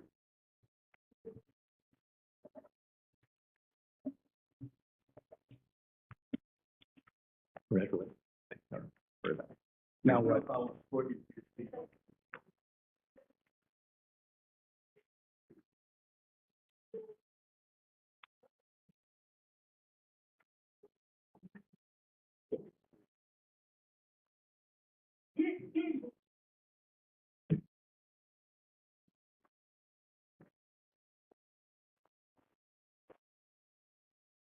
Madam Clerk, if you will, just make a note that we should be seated in the legal order that's in the ordinance for the next meeting, and I appreciate it. Commissioner Hernandez, would you like to say a few words? There's a button there for you. I always miss the button. Now you got it. You're on. I'd like to thank first the mayor and every commissioner, because as I said, April 3rd, when you were getting sworn in, District 4 needs a representative, plain and simple. There's roughly 47,000 residents there, 13,000 in Century Village. But I also do want to say, in addition to thanking everyone, I know there was a lot of discussion about interim and what's happening in the future. I can promise each of you, especially to commissioners that brought this up, I will campaign as a commissioner. I will not say re-elect, as was a discussion here. I understand I am an interim, and I understand that I'm at the mercy of the voters in November. And I appreciate very much this appointment, but I also look forward to working with you all on the business of the people, which is incredibly important, especially looking forward to a budget and all the other items that we have. I think Commissioners Good, Rodriguez, and Schwartz, all of you called me, all of you reached out to me, and I know all of you reached out to the applicants. And congratulations to the other applicants who made it this far in the process. So let's get to work. Okay, thank you very much. Madam Clerk, while I do the proclamations, if you could outfit the commissioner with an agenda, and we will get going now with our well, first of all, we have to call the meeting to order. So I'm going to call the meeting of the regular meeting of May 15th to order. Madam Clerk, if you could call the roll.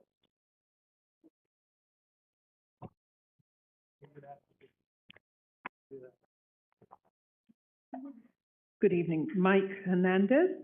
Hi. It's here, President.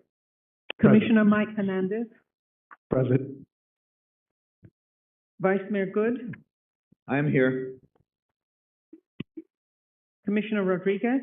Here. Commissioner Schwartz. Mayor Castillo. Here.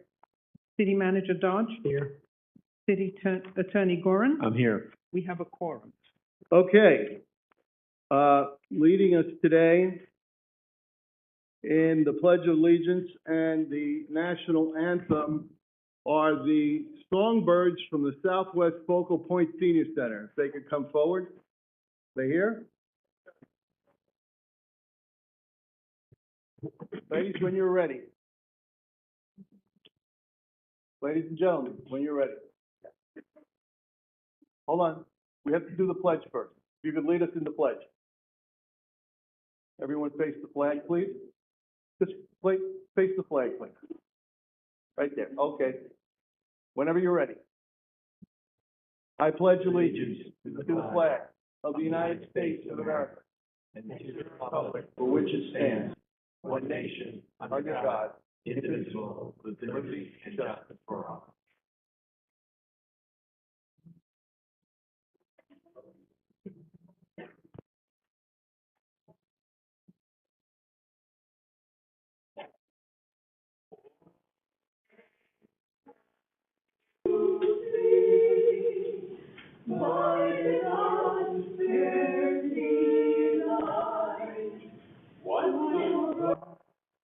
We have found the twilight that leaves bright sun through the night, o'er God we watched, were so gallantly streamed. Under rockets raging, coming on they through the flag was here. Oh, take the national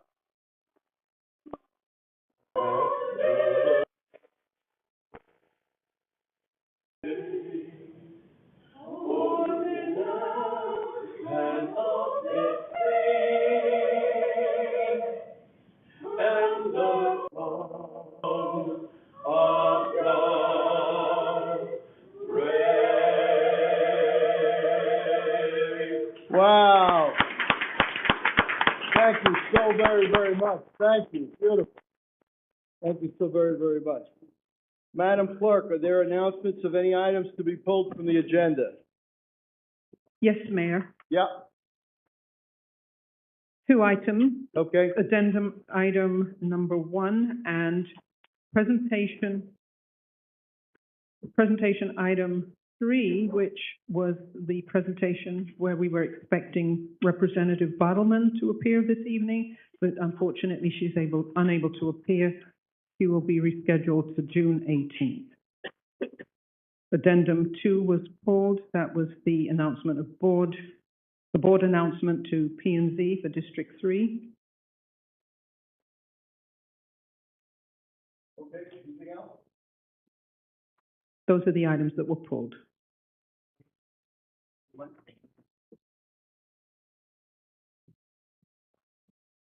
Okay.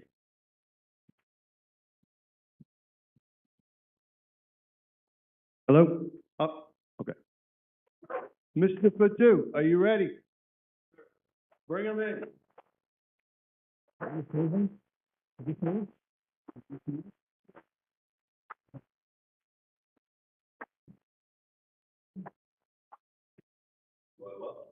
Yes. Come on up, brother. All you did.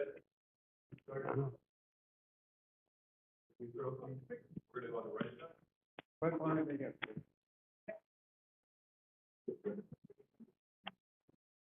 Commissioner Rodriguez, will you join me, please?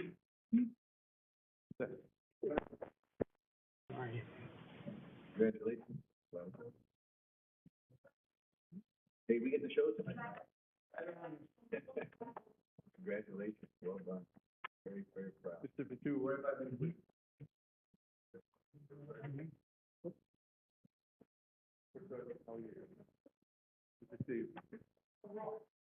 Commissioner, will you help me read? This is a proclamation of the City of Pembroke Pines, Florida. West Broward High School JROTC Drill Team. I always say, as a proud alum, I'm so excited to read these proclamations.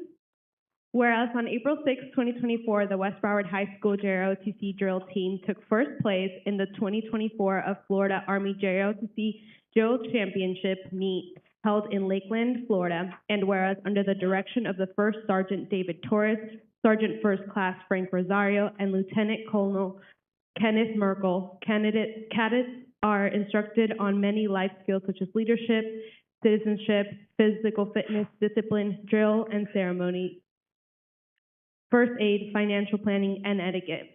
And whereas the West Broward JROTC drill team has a dedicated coach in First Sergeant David Torres, who taught the cadets all aspects of precision and regulation drill, both armed and unarmed.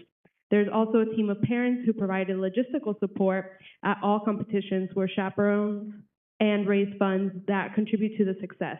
And whereas the cadets' dedication and hard work includes practices every afternoon during school year, and to attain the levels of excellence. And whereas the West Broward JROTC drill team placed first out of 10 events in first place overall in the North Miami Beach School JROTC drill meet on December 5th, 2023. And whereas the West Broward JROTC drill team placed first in 15 events, second in 5 events, and first place overall in the Monarch High School JROTC drill meet on February 17th, 2024. Whereas the West Broward JROTC drill team placed first in 14 events, second in 6 events, third in 3 events, and first overall in the Broward County JROTC championship meet on March 2nd, 2024. And whereas they are also incredibly impressive. Now, therefore, I, Angelo Castillo, by the authority vested in me as mayor of the City of Pembroke Pines, along with the City Commission, are proud to recognize and congratulate the West Broward High School JROTC drill team for placing first place in the 2024 State of Florida Army JROTC Drill Championship meet. Congratulations.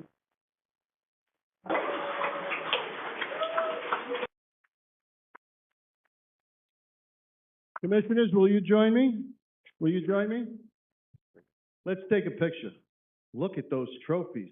Wow.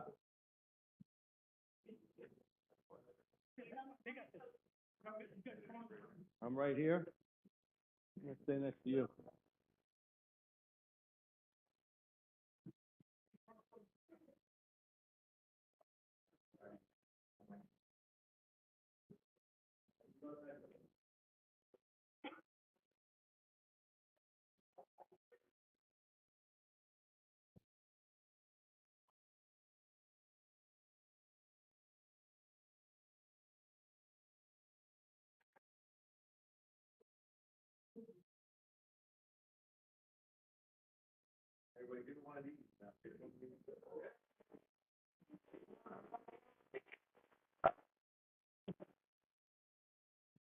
Congratulations, and thank you so much.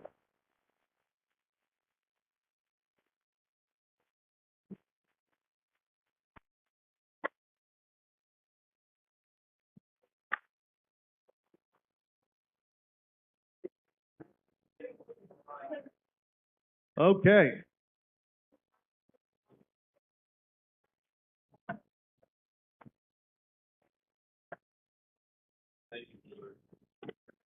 That's our honor to do.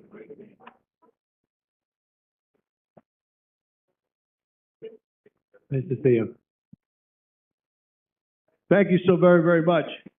This is a proclamation of the City of Pembroke Pines, Florida for Asian American, Native Hawaiian, and Pacific Islander Heritage Month. You can come forward.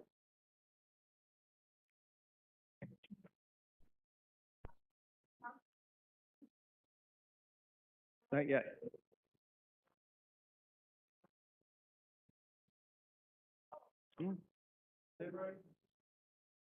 Whereas May is a significant month in the United States as it marks the observance of Pacific Island American Heritage Month, also known as Asian American, Native Hawaiian, and Pacific Islander Heritage Month. And whereas originally established as Asian Pacific Heritage Week in 1978 and later expanded to a month-long recognition in 1982, this commemorative period serves as a reminder of the diverse contributions and struggles faced by the Asian Pacific and Pacific American community. And whereas May marks our country and community more vibrant through the diverse cultures, languages, and religions of all walks of life. There is no single story such as the Asian American and Pacific Islander experience, but rather a diversity of contributions that enrich Americans' culture and society and strengthen the United States. Now, therefore, I, Angelo Castillo, by the authority vested in me as mayor of the City of Pembroke Pines, and on behalf of the City Commission, do hereby proclaim May 2024 as Asian American, Native Hawaiian, and Pacific Islander Heritage Month in the City of Pembroke Pines, and commemorates this organization's contributions to our community for the numerous and monumental achievements and services and how their accomplishments have uplifted our residents throughout the nation. Thank you so very much. Thank you so much, Mayor. Yes. Thank you so very much, and for Mayor, and then for commissioners, and for your recognition for the Asian community. Although we only represent 4% in the City of Pembroke Pines, but the diversity you can see in front of you, and then we have the rank is the president for the South Florida Indian Temple, and then we also have Darren is he is the president of South Florida Filipino Chamber of Commerce, and then we have Rhonda. I'm just using first name, okay, because I think I couldn't remember the last name that well. So Rhonda is with the Rhonda I Alliance of which is really the one doing a lot of great work in the Haitian community, and for the one for make sure they can see well. And also we have the Filipino dance troupe is representing the Filipino Cultural Foundation and the dance troupe. And then we also have the residents from the Miami-Dade County and then from Broward County. And myself, my name is Winnie Tang, is a producer and host of the ACE Talk, which is representing Asian Caribbean Exchange. And every week on Sunday night, we talk about what is going on in the Asian community. And so we're going to invite you to be one of our guests to really, because we have about 1 million listeners not only South Florida, also in Caribbean and worldwide, because our representation that we have, sometimes we have people from China text us, how's the show going? So we know that we're reaching out far to different part of the world. So, but tonight, really thank you for your recognizing our communities, and I think Ren, and they also is a resident of the Pembroke Pines. I just learned Daryl is a resident of the District 4. So he just know that he have a new commissioner. Thank you, Mayor and the city commissioners. My name is Ram Tiwari.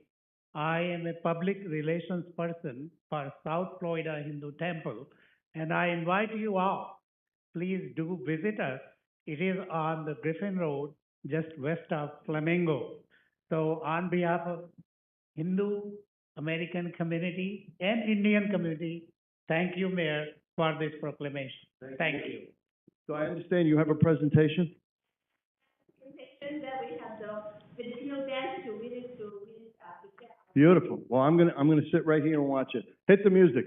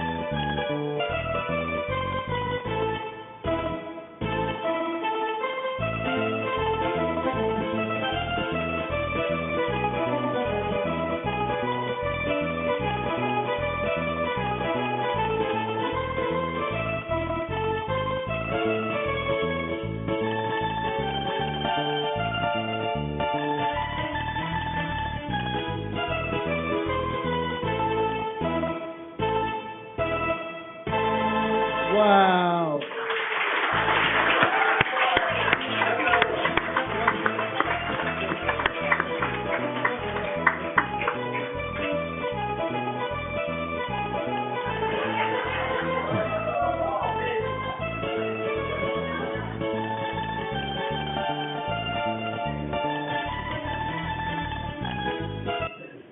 God, I love this city.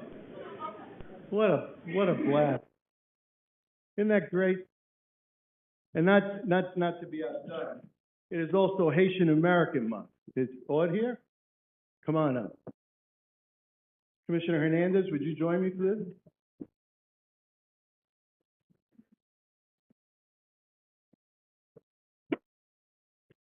How are you? Good to see you. Good to see you, sir. Commissioner, if you would read to here. From here to here? Yes, from here to here. This is a proclamation of the city of Pembroke Pines, Florida, declaring Haitian Heritage Month. Hi, good evening. Whereas Haiti became the first Black republic in the world, and whereas Haiti contributed to America's independence from England, and whereas in 1809 the Haitian successful revolution bankrupted France, forcing it to sell its North America's holdings that resulted in the Louisiana Purchase, that doubled the size of the United States, pretty big deal.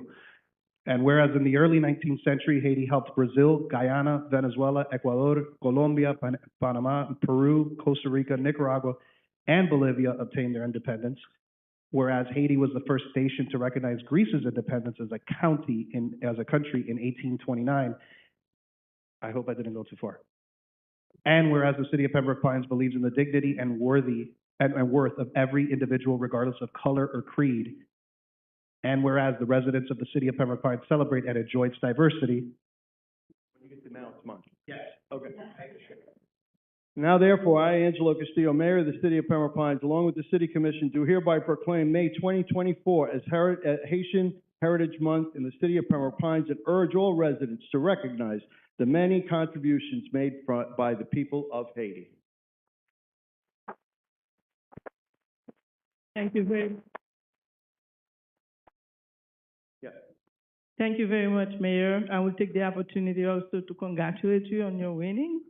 The new Commissioner, Maria Rodriguez, and the newly appointed Mr. Rodriguez, and also Commissioner Schwartz, all of you who won this election. And Commissioner Good, you are the Vice Mayor, you'll soon, well, I can't say that. Yes, I was going to say soon to be a mayor, but I know it's not going to happen. Yeah, you'll have to wait. So I'd like to thank everybody in the city of Pembroke Pines for doing this, and I accept solemnly this award, this proclamation, because Haiti is going through so much. I would like to ask you to take 1 minute of silence for the people of Haiti.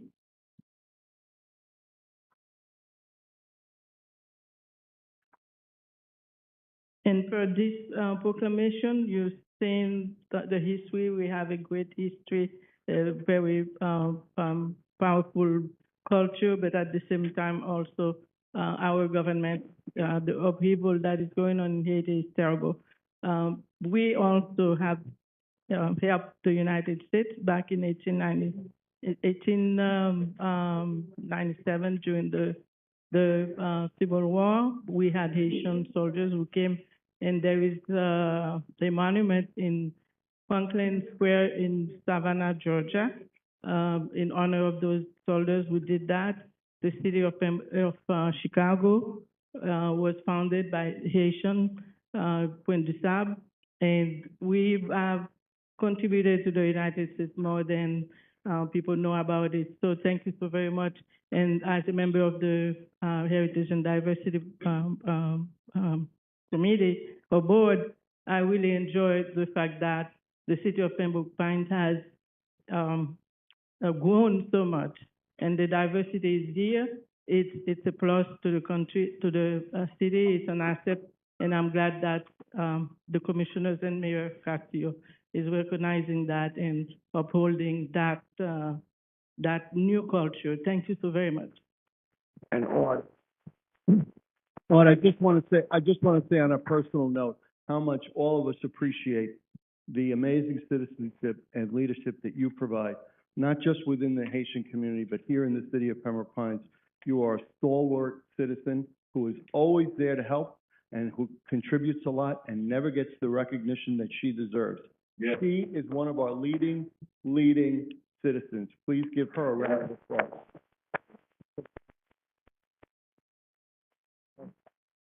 Congratulations. Thank you.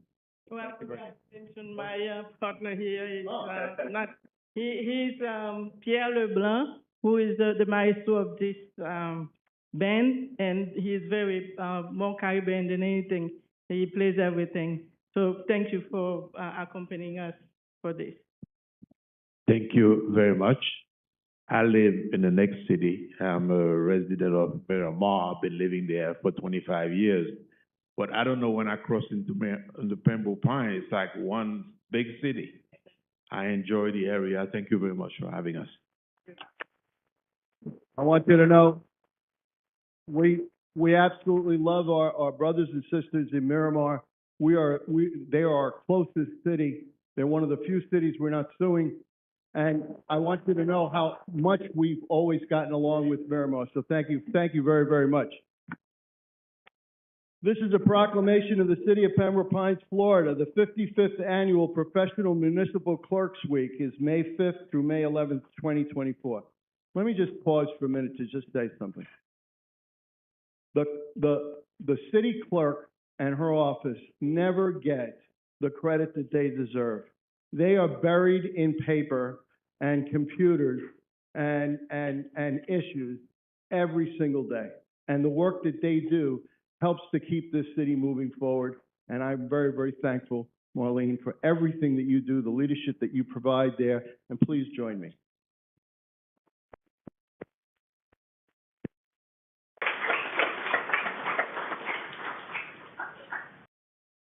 Whereas the Office of Professional Municipal Clerk, a time-honored and vital part of our local city governments, exists throughout the world, and whereas the Office of Professional Municipal Clerk is the oldest among the public servants, and whereas the Office of Professional Municipal Clerk provides the professional link between the citizens, the local governing bodies, and the agencies of government at other levels, and whereas professional municipal clerks have pledged to be ever mindful of their neutrality and impartiality, rendering equal service to all, and whereas professional municipal clerks serve as the information center on functions of government and community, and whereas professional municipal clerks continually strive to improve the administration of the affairs of the Office of Professional Municipal Clerks through participation in education programs, seminars, workshops, and the annual meetings of their state, provincial, county, and international professional organizations, and whereas it's most appropriate that we recognize the accomplishments of the Office of Professional Municipal Clerk. Now, therefore, I, Angelo Castillo, Mayor of the City of Pembroke Pines, along with the City Commission, do hereby recognize the week of May 5th through 11th, 2024 as Professional Municipal Clerks Week, and further extend our appreciation to our professional municipal clerk, Marlene Graham, and to all of her professional municipal clerks, staff, for their vital services that they perform every day and their exemplary dedication to the community they serve. Congratulations.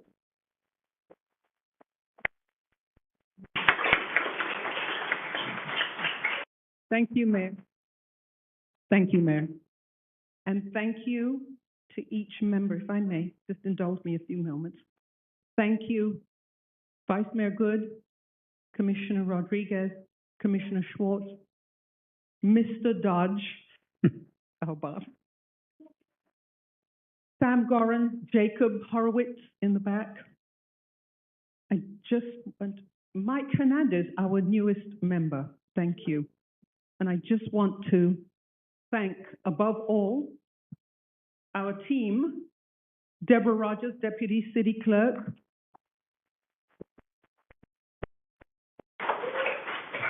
and our newest member, Gabriel Fernandez, Deputy City Clerk, and I must mention right now, Deputy City Clerk Deborah Rogers will be soon, shortly, the City Clerk of the City of Pembroke Pines. And I just want you to know their faces and understand that the City Clerk's office, we do work extremely hard to support our commission and the city administration. And please understand that sometimes we do get a little busy and to pick up we pick up the phones as often as we can, but anytime you have a question, it will be answered. We'll try to answer it to the best of our ability as soon as we can, and I know that we do sometimes have time delays, but we try our best. And again, I just want to thank you, and please read the website and learn a little more about what the city clerk does. Thank you.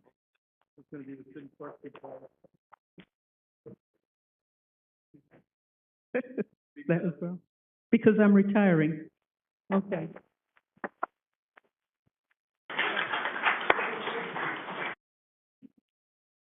Oh, and one more thing. I just wanted to say thank you to our staff members. They work extremely hard. They do passports, local business tax receipts, cashiering. They are the hub and energy of the city of Pembroke Pines. Thank you. And thank you for the gracious way that you've always helped us as city clerk during your time. You're magnificent, and all our best to you in retirement. But we still have work to do. Okay, thank you very much.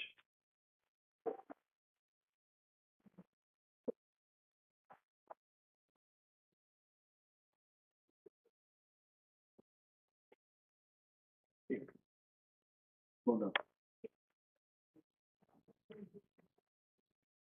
I don't think so. There's a soccer team? I don't have a soccer team.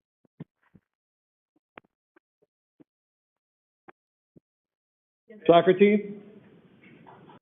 I don't have a proclamation.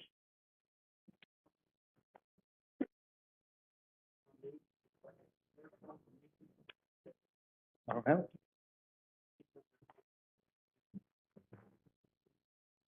Oh, they have them. Yes. Oh.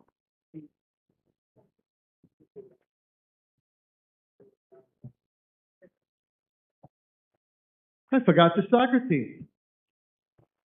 Come on up.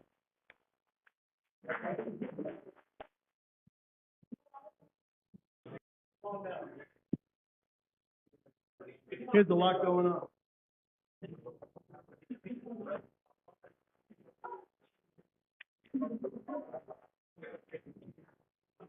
Everything good?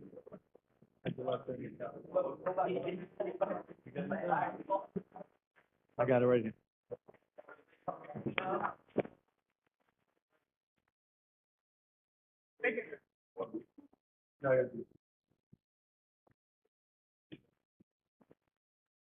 Okay, City of Pembroke Pines would like to congratulate the West Pines United FC U17 Premier Soccer Team and coaches for winning the 2024 USYS Florida Presidents Cup Championship in the boys U17 division.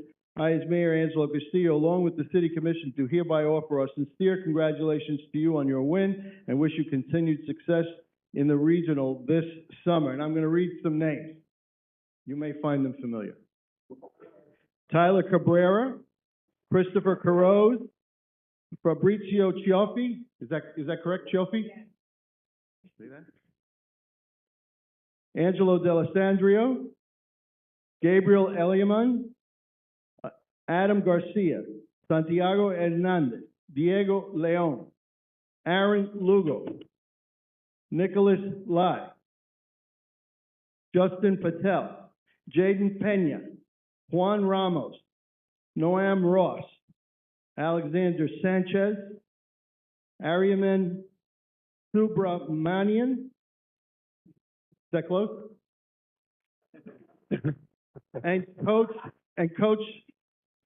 and Coach Todd Goodman. No, Colin Linger. Okay. Congratulations.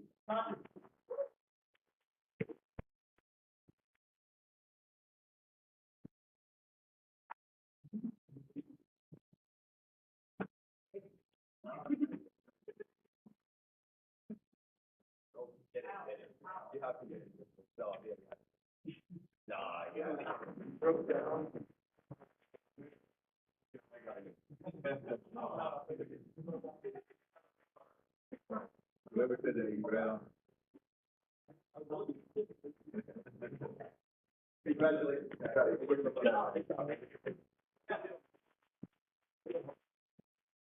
Hello. So I just wanted to give a brief shout out to these children, and our coach, who actually doesn't know, but he actually won MVP of the Coach of the Year. All right. So I just want to say, from here and this day forward, when asked a question, the question you're going to answer is, we are a champion. Got it?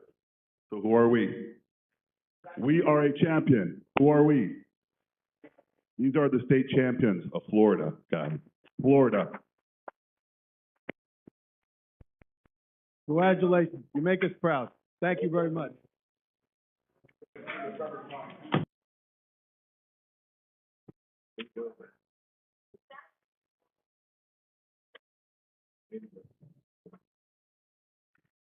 All right, anybody looking for Measure 20?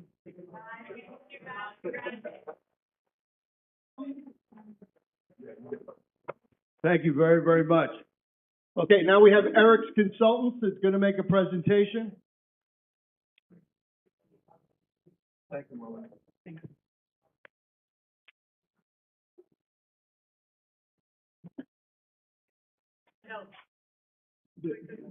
There's a button there. There, you got it. Got it, perfect. You're on. Good evening, everybody, Mayor, Vice Mayor, Commissioners. Congratulations, Commissioner Hernandez. We're looking forward to working with you. And of course, our city manager and staff. I just wanted to say that we're excited to be here tonight. A lot has happened tonight, so it's been a great meeting so far. And just wanted to say, this is Candace Eriks, and I'm accompanied with Lauren Jackson, my colleague. We are your representatives up in Tallahassee. We've just finished the legislative session for 2024 and wanted to go over a few of the high policy areas. And there were, thousands of amendments and lots of bills, and just wanted to make sure that we go over as much as we can, as quickly as we can, and obviously open it up for questions. So I'm going to turn it over to Lauren, but we appreciate the relationship that we've had with the city for a very long time, and we appreciate all of you, so thank you. Thank you, and hi, Mayor and Commissioners, and City Manager as well. So we can go on and on and on, and I know you guys don't want us to do that about everything that happened this legislative session. It was a really active legislative session. Just going to try to keep it to some main local government bills that passed, a couple of them that didn't pass that we might want to be aware of in the future, touch on some education issues, a little bit about the budget, and then you have our report from the end of session, so that covers a lot. If there's any topic, whether it's public safety or transportation that we didn't cover, that you have a question on, please feel free, and this can be interactive as well. Feel free to interrupt and ask questions if you'd like to as well.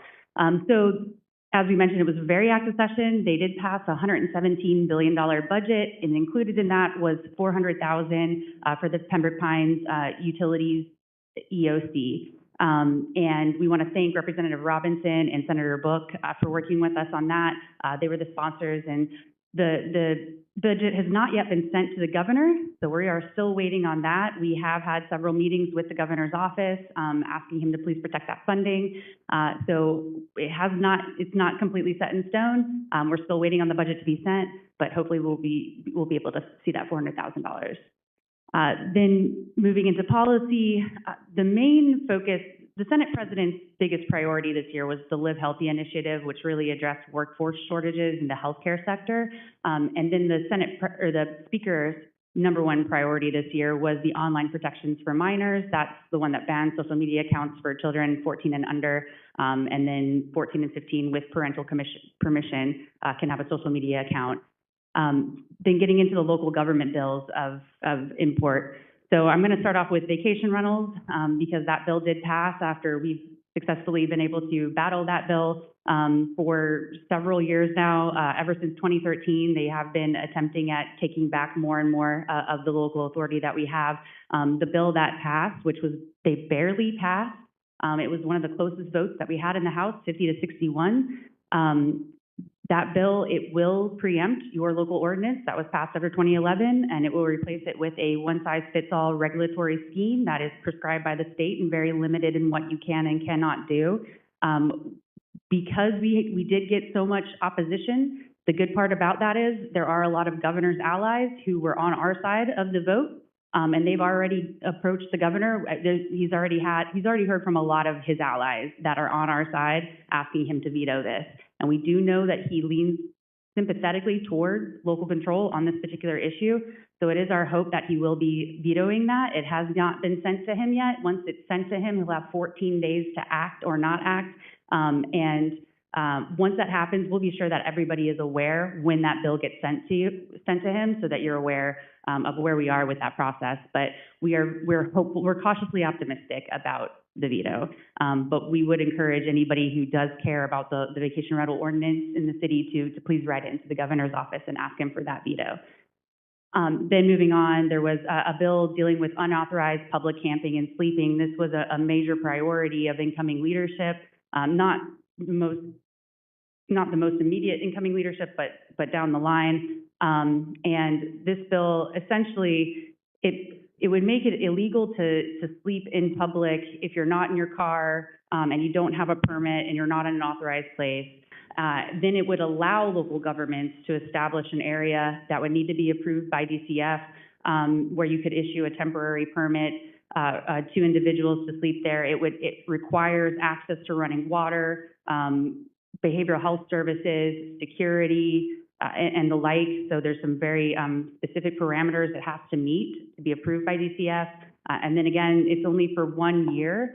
But the main concern of the bill is that it creates a private cause of action for businesses and residents, where if they feel that a homeless encampment or homeless population is somehow impeding on their welfare, then they can file a lawsuit against the city. There is a 5-day cure period for that. However, that was something that the legislature did work with us on. So hopefully that gives a little bit of leeway, but this is a very complicated issue. I will say the county cannot designate an area within your city boundaries without city approval. So that's not really, the county's not going to be coming in and just selecting land. They would have to get your approval as well. But this is going to be a really complicated bill to implement and tackle. There was no funding that was associated with the bill, unfortunately. It's something I know that the league is going to be focusing on at its conferences and different things like that. So the county also just put out a memo regarding it as well. At first, it didn't seem like they were necessarily taking action, but they just released a memo earlier this week on it. So it does look like there are meetings that are going to be taking place, I think, between city managers and the county. And so if you guys have any questions about that, happy to go into that. Then to move on further, the Live Local 2.0 Act, that bill passed. Originally, it was much more favorable to local governments, and this is the glitch bill for the Live Local Act that was passed in 2023. Originally, it was more favorable to local governments. It was going to address both developer issues and local government issues. Unfortunately, one of the local governments where the Senate president specifically was going to help that local government dealing with industrial zones, they decided to go ahead and file a lawsuit after the bill had already been filed and the good faith effort was already there to address their issue. They went ahead and went forward with that, and that really put a bad taste in the Senate president's mouth. And then they ended up removing a lot of the provisions that we actually really liked in the bill that addressed more, allowing the buildings to conform a little bit more to adjacent properties and things of that nature, the industrial zones, airport zones, et cetera. So what ended up passing is essentially it would make it to where local governments cannot restrict the floor area ratio. They felt that local governments were trying to get around the density and height requirements, et cetera, by restricting the floor area ratio. So you would no longer be able to do that. It does address transit-oriented development zones. So if you do have a TOD area, then you would actually be allowed to put additional regulations on those Live Local developments, but as long as you don't restrict, for example, requiring them to be mixed use, et cetera, but as long as you don't restrict the height, use, density, and floor area ratio. So that was the version of the bill that passed. Then building regulations, this is a bill that we spent a lot of time on. This has to do with building permits. The House wanted really extreme timelines. They wanted it only 10 days and then it would be deemed approved once the local government gets the application. Thankfully, we were able to work out a compromise with the Senate. And while the bill passed, it wasn't perfect. It wasn't exactly everything we wanted. We did get some things out of it. And at the end of the day, it was the much better version. So we're definitely very thankful to the Senate for holding strong on that. But essentially, what it did is half the time, instead of going down to 10 days, like, for example, if it was 120 days to respond to the application, now you have 60 days to respond to the application. Okay. So it was 60, then it's 30. We were also able to get rid of the back and forth in the statute, where it limited the amount of times you could request additional information and follow-up, et cetera, between the applicant. So that was taken out. And then also we were able to negotiate something that allowed for building code fee revenues to be used for technology that helps with building code enforcement. So it just allows another use for those building code fee revenues. The parts that weren't exactly perfect, there was private provider language that was put in there that we really did try to negotiate on, but unfortunately, at the end of the day, they were able to make the case to get the language in there, and so that's what the senator ended up going with. And so that language, it does also cut the review time for private providers. It also addresses how many times you can audit them, and et cetera, along those lines. And then the other portion that was still a bit of a concern that we were hoping to address before the bill passed, but this has to do with multifamily units. I think of 50 units or less. There was some concern about knocking that down to 60 days. I don't know that it would be that big of a concern for a city of this size, though, but just so you're aware that there was some concern about that issue. Then to move on, I do want to bring up the identification documents. So this bill would prohibit municipalities or local governments from accepting ID cards that are issued by any type of organization that doesn't verify immigration status. We had concerns on this bill. Well, the concerns actually really came from the delegation members themselves, but they were concerned that, well, if the municipality has a charter school, how does that impact the school, and will that impact the school? They really felt that it would not, and they said as much. They felt that it was federally regulated, so that the bill would not impact the charter school at all, or any of the school IDs that you have to issue. And we weren't totally comfortable, or our delegation members weren't totally comfortable with that answer. So what we were able to do, and we want to thank Representative Bartleman, because she asked the question on the floor and got them to say very clearly on the floor that they did not believe that this bill applied to schools, that would not be an issue, and that it's federally regulated. So if anything, we have it very clearly on the floor what the legislative intent was, and she asked the question in a very clear way as well to let them know exactly what we're trying to get at, so that we could ensure a little bit more protection along those lines. And then to go into bills that did not pass, and I know there's so many more bills to cover, so again, if there's something that that you think of that you want to ask a question about, please feel free. But some of the bills that didn't pass, I'm so sorry, let me back up. One more bill that did pass is homestead exemption. So that will be going on the ballot in 2024 before the voters in November. And this would adjust the homestead exemption for inflation with CPI annually. So it would follow inflation essentially. It was the better of two of the bills. There was a homestead exemption bill that would have doubled exemptions. That bill did not pass. So this one is only the one dealing with CPI adjustment that will be on the ballot this year. So now to go into some of the bills that didn't pass, the main one I want to cover is sovereign immunity caps, because this one was a really big one, and we really expect it to come back next year with a vengeance. So the legislature hasn't raised sovereign immunity caps in over 13 years. They have an appetite. They really want to do it. They've proposed a bill every year for the past several years. This year, it was a much more reasonable position that they took. It was raising it from 200, 300 to 400, 600, which in the past, we've seen $1 million. We've seen it completely get rid of sovereign immunity caps. There have been extreme proposals in the past, so this one was a little bit more reasonable. Originally, it also would have adjusted for CPI annually, but we were able to negotiate it to where that would be every 5 years, and it would be capped at 3%. So it would be 3% or inflation, whichever one is lower, and that kind of ensured that it would increase, but in moderation, in perpetuity. But then the main sticking point really came down to allowing political subdivisions to settle above the cap. Impacted subdivisions were very torn about that issue, and we work with the Sovereign Immunity Coalition, by the way, that's comprised of local governments, hospital districts, school districts, and all other impacted parties, so that we can work together on the issue. There was a moment in time, we ended up getting a lot of leverage, thanks to the House, and we came very close to cutting a deal, and it was going to be 300, 500 with the 5-year CPI, with the 3% cap. But then again, that sticking point was allowing the political subdivisions to settle without legislative action. So that's unfortunately what killed the deal. We were really hopeful that we would actually get that. It was the first time ever I was rooting for a sovereign immunity bill to pass, only because next year we've been informed by incoming leadership that they really want to push this issue, and it might be an extreme proposal. It might be up to $1 million again. So we're going to have a really big battle on our hands. Our hope is maybe we can get it back to that sort of deal that we had, but we don't know if we'll get that leverage again. So that one's going to be a really big issue coming into the 2025 legislative session. I also want to touch on local business taxes. There was originally a pretty extreme proposal that would just do away with local business taxes altogether. The representative actually ended up working with the league and making the bill a little bit better and better and better as it went through the process. It did not end up being a straight repeal at the end of the day, but thankfully we were able to. There were a lot of actually revenue proposals this year that thankfully all of those did not pass and did not make it through.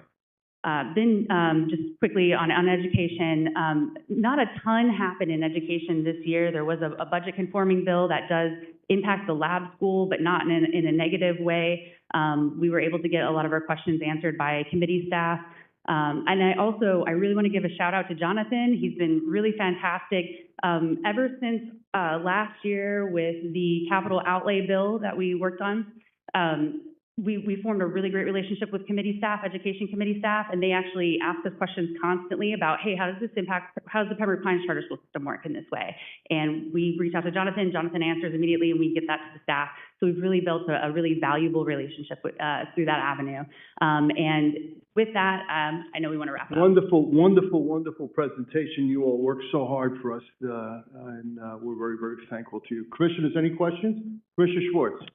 Lauren and Candace, so thank you for being here so late, but I will tell you that this is early for these two ladies. We talk about 365, 24/7. I don't know how many 2 a.m. emails Lauren and I are exchanging with each other, but thank you for going above and beyond to look out for the citizens of Pembroke Pines. So just so you know, I've had 2 discussions with the Representatives Bartleman and Woodson. I suspect that the governor's going to call a special session to address insurance. Why? Because it makes news. But unfortunately, they're not getting anything done up there. So I've asked them to consider filing a bill that would give additional credit for those that have impact windows versus just regular shutters. They're trying to figure a way out to lower insurance, but they have to lower risk. If you lower risk, every house that has impacts, you can go away to Seattle, you don't have to worry about the house. But those that have to put them up, if they go to Seattle, they're still paying out. So there's certainly some opportunities for reform. Both Representative Woodson and Bartleman are certainly interested, but I think we need some companionship outside of Broward County in order to go ahead and get this thing moved forward. Outside of that, thank you for kicking and screaming, because we certainly appreciate everything that you do for us. Thank you so much. Anyone else? Vice Mayor. Yes, thank you, Mr. Mayor, and thank you both for everything that you do. I am very appreciative whenever you step in and provide some guidance. It's necessary sometimes, so thank you. I just have one quick question in terms of, I know you all connect with a lot of, agencies and people and things like that. Has anybody been talking about getting something passed where the school districts are paying for school crossing guards? I don't recall anything that specific in any legislation that I saw. I can go back and look though, but I will say with the speeding in school in school zones. So you might recall last year or the session prior, they authorized that bill, and there was also the if you pass a school bus bill, so you can put cameras up or traffic infraction detectors, and then you can use that revenue to deal with school safety and transportation safety issues. So they revisited that legislation again this year just to sort of address how that revenue flows. And so I know that mitigating school safety issues is in that, and it did go to some personnel. I'll be sure to look back and refresh my memory on that and get you the details of what that bill does. If you could share that with all of us, please. Yeah, absolutely. Yeah, more to come. Thank you so much. Anyone else? Quick question. Commissioner Hernandez. Do you have a summary of the changes with and I took my notes here. I'm still getting used to this, sorry. Take your time. To the Live Local 2.0, I mean, not now, I'd like to read it, and vacation rentals. Especially, it's pretty discouraging because I think local governments should have the opportunity to regulate in their communities. And all we keep hearing is the folks in Tallahassee continue to take regulations away from cities and counties. So I'd actually love to read any summaries that you have on both of those. Absolutely, and we'll send you our full report as well, since you don't have that. So. Yeah, absolutely. Thank you. Mayor, thank you. Thank you so very much. Apropos of the last point, Commissioner Hernandez, when I first got here, we talked about assignments for each of the commissioners. And you should know that Vice Mayor's on the MPO. He's our representative on the MPO. And Commissioner Rodriguez is our Florida League of Cities representative. And Commissioner Schwartz is our Broward League of Cities representative. Do we have an alternate Broward League of Cities representative? Is it? We do, Mayor, and Commissioner Good and Rodriguez were installed a weekend So you're the ago. alternate? Okay, is there a second alternate position? I think the Florida League has. Are you the has second not. alternate? Is there a third alternate position? There's not. I want to recommend to you, Commissioner Hernandez, that you should attend the Broward League meetings when you can. Additionally, Commissioner Rodriguez, because she's the rep for the Florida League, will be up there during session. And I will be up there during session as well. And I'd like you to join us there as well to assist with the lobbying effort. So if you're amenable to that, I'd like for you to take on those assignments. Do we have an alternate for Florida? I don't know if there's an alternate for Florida. There is. Well, it's sort of. I mean, because Mayor Ordaz, he was the past president, so he kind of filled the role.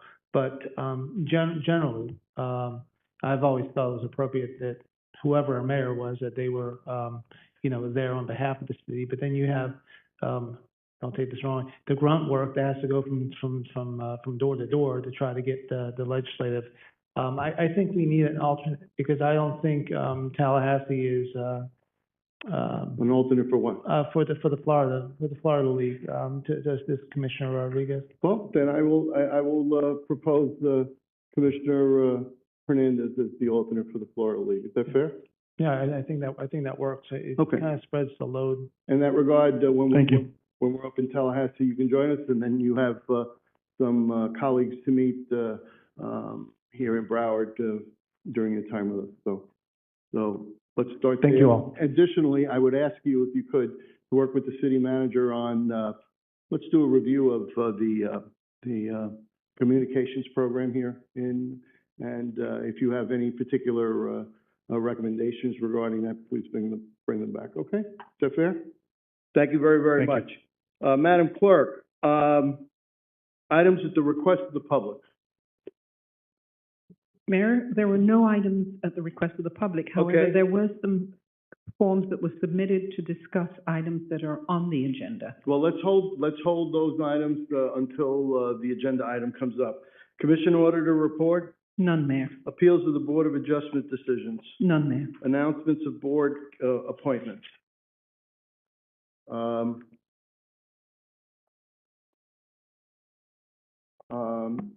Madam Clerk, if you can help me. Addendum find that. 1.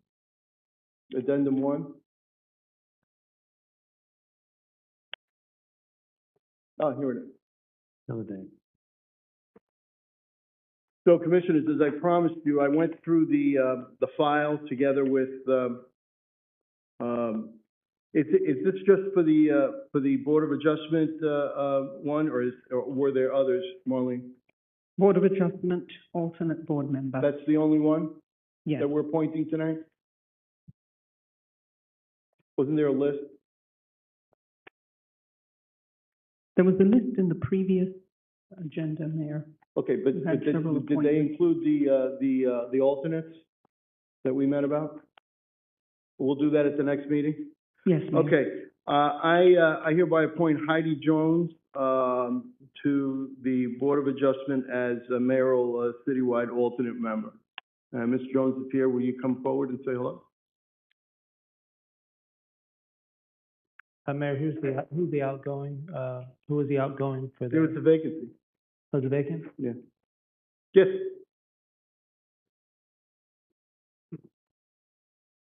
There we go. Heidi Jones, 869 Northwest 208 Way. You know, I'll always talk, so why not? But this has been a really great night. Congratulations, Commissioner Hernandez. And, thank you to all of you, this has really been a great night. I am, Pembroke Pines has such an array of talented and accomplished people, and they really step up. They really step up for their city, and it's just so great to be a part of that. And I'm glad I've been on boards for a while, and I'm very pleased to be back. So thank you. Thank you very much for your service and for your contributions to the city. I had a very productive meeting with the city clerk about filling a pretty large number of vacant alternate positions, and it was simple. Just like I said, she has a folder of people who have applied for positions but did not have the opportunity to be appointed, and we sat down. There's some very, very qualified people there, and hopefully at the next city commission meeting, Madam Clerk, we can have that full list that we met about and discussed. Mayor, if I may, with the changes that are happening at the Planning and Zoning Board, I saw that there was an item that was pulled for whatever reason. Is it Commissioner Rodriguez's intent to appoint Henry Rose at the next meeting? The decision hasn't been made. We pulled it for legal reasons. Okay. And so we're just making sure we're doing our due diligence fully with the attorneys and with. Would everyone be comfortable if we don't reshuffle the deck of Planning and Zoning Chair until such time that we have a full board? Commissioner, that comment's out of line. It's under the ordinance. It's for us to appoint who we wish, and the commissioner knows You're missing. You didn't hear what I said. Until such time that the District 3 seat is filled, right. I wouldn't want to have the board make any organizational changes with respect to chair and vice chair. Just hold off for. That's up to them. That's up to the board's decision. These are extraordinary times to take. Sir, we don't make the decision as to who's chair and who's not chair. That's up to the board. Okay. So I have a question for the city attorney then. City attorney, I have an application that's on file. It's been sitting on file, and I can make a change whenever I would like to make a change, because I have been serving in the seat I didn't have any break in service. So what options do I have to appoint people to boards at any commission meeting? Am I restricted to any legal advertisement or applications on file that I've considered, knowing that I've spoken with the clerk and we put the information out on social media, and I've searched really hard inside my district, not once but multiple times, and sometimes that just doesn't work out because certified people really interest me to serve on behalf of the city, depending on what the committees are. So do I have some options this evening? May I respond there? Yeah, 32.004 of the code is the one we discussed earlier, and that's the one that's on the record.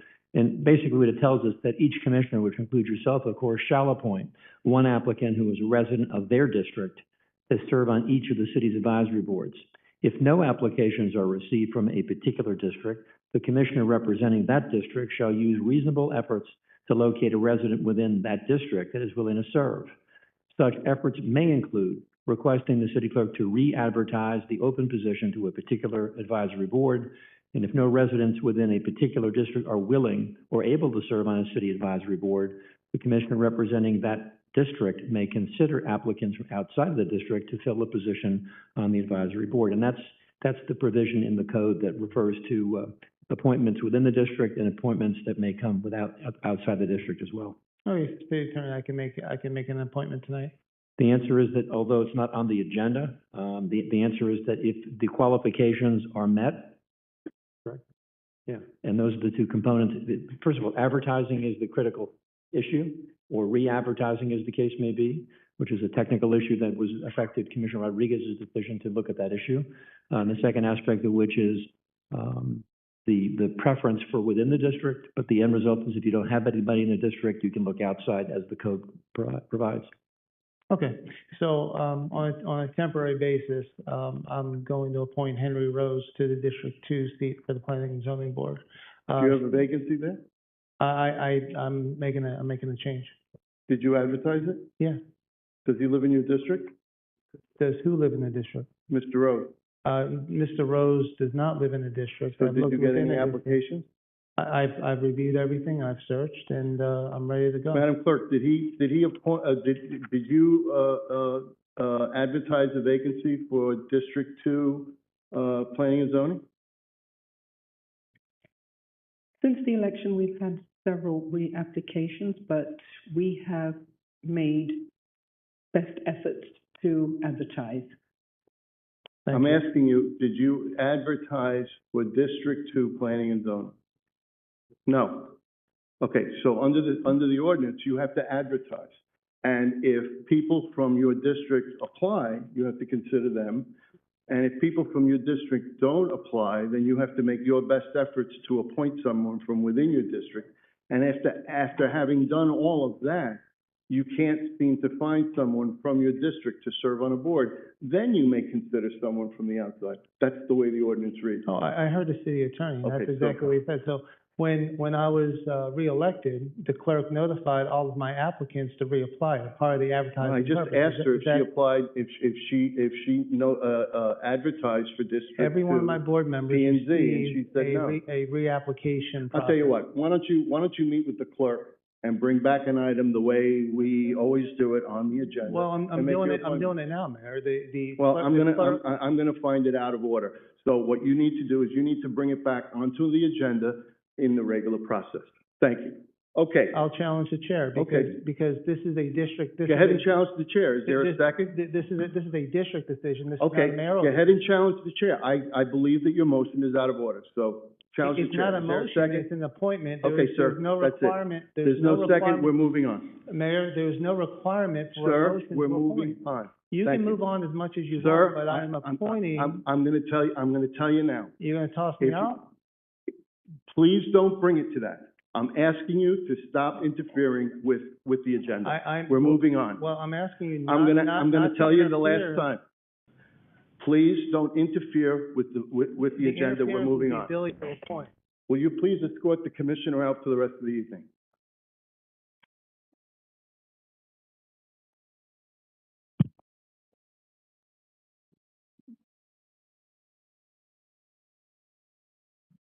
City Attorney, what are my options? On what issue? This one. Under the terms of the city code of ordinances, the chair has the ability, if there is a member of any member of the Wait a commission. second, I have rights. Please escort him I out. have rights, sir. Please escort him out. I'm City Attorney. directing you to escort him out. City Attorney. May I respond, Mayor? The mayor has the authority to remove a disturbing, Directing you to escort him out, sir. I'm waiting for an answer.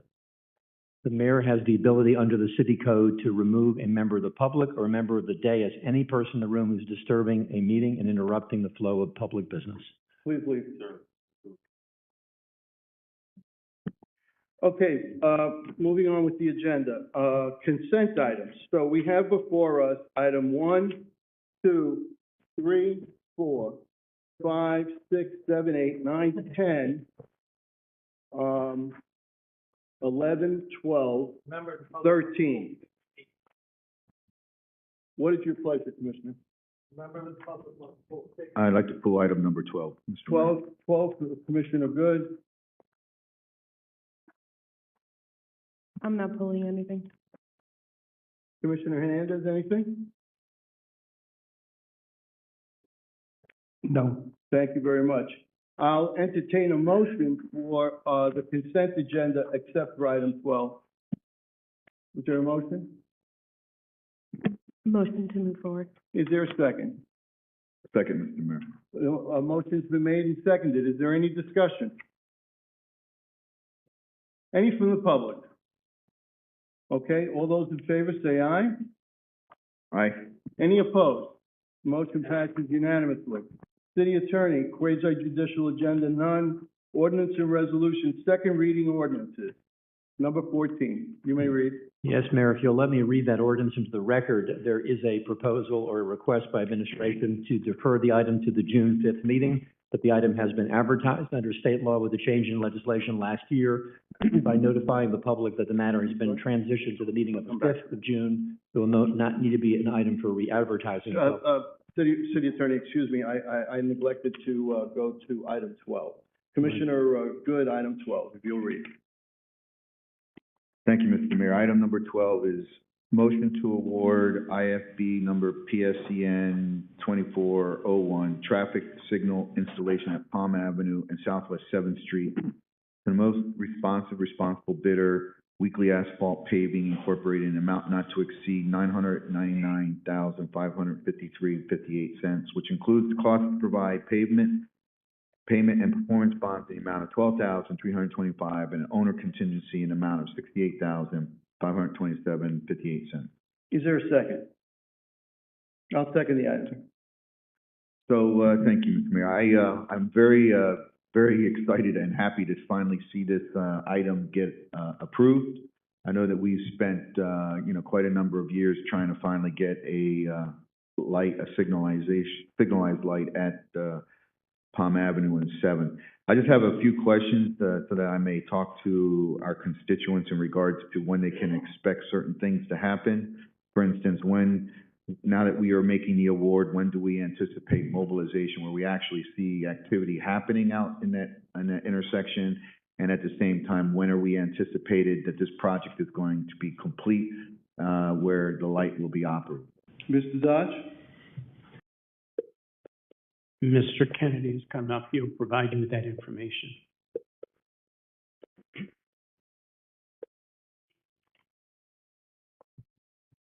Good evening, Carl Kennedy, City Engineer. The equipment is fairly long lead item. I let the contractor know that it was on the agenda, and they said that they were going to order it before it was awarded this evening. So to try to cut a week or so off the time, but expect probably at least 14 to 16 weeks for delivery of the signal equipment. And what is the projected time for completion? I'm certainly had to have put that in their bid somewhere, right? Yes, yeah, we have a time, but once they receive the equipment, project should be able to be completed within 30 days, I would expect. There's some minor civil engineering work on some roadway milling and resurfacing, and we're widening it a little bit, doing some drainage improvements there that the county had required us to do on 7th Street.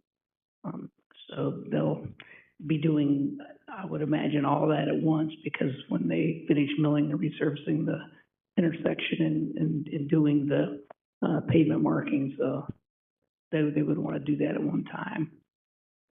So we're looking at a maximum of 16 weeks for product to be delivered, a 30-day install time. Is there anything that's in between the delivery and the start of their construction activity? I can't say how they want to construct the project. They may want to do some of the work on 7th Street, some of the widening prior to that. But that's not spelled out in the bid. They have to complete it within a certain amount of time, but I can't do their means and methods of how to construct it. So again, what is do you know the date in which that end date is that they're expected to be completed? What is the end date? If we're project to be done. And we're 4 months out at least for delivery of the equipment. So I would say it could be 6 months, but they haven't given me complete delivery times. Those were just estimates based on previous projects they've done. So he said that he would give me a delivery date, once they've gotten the purchase order and they have all their shop drawings approved, then they'll be able to give me a date. Okay, and Mr. Manager, the reason why I'm bringing these up is because it was, this commission authorized actually on 2 occasions for funding for this project,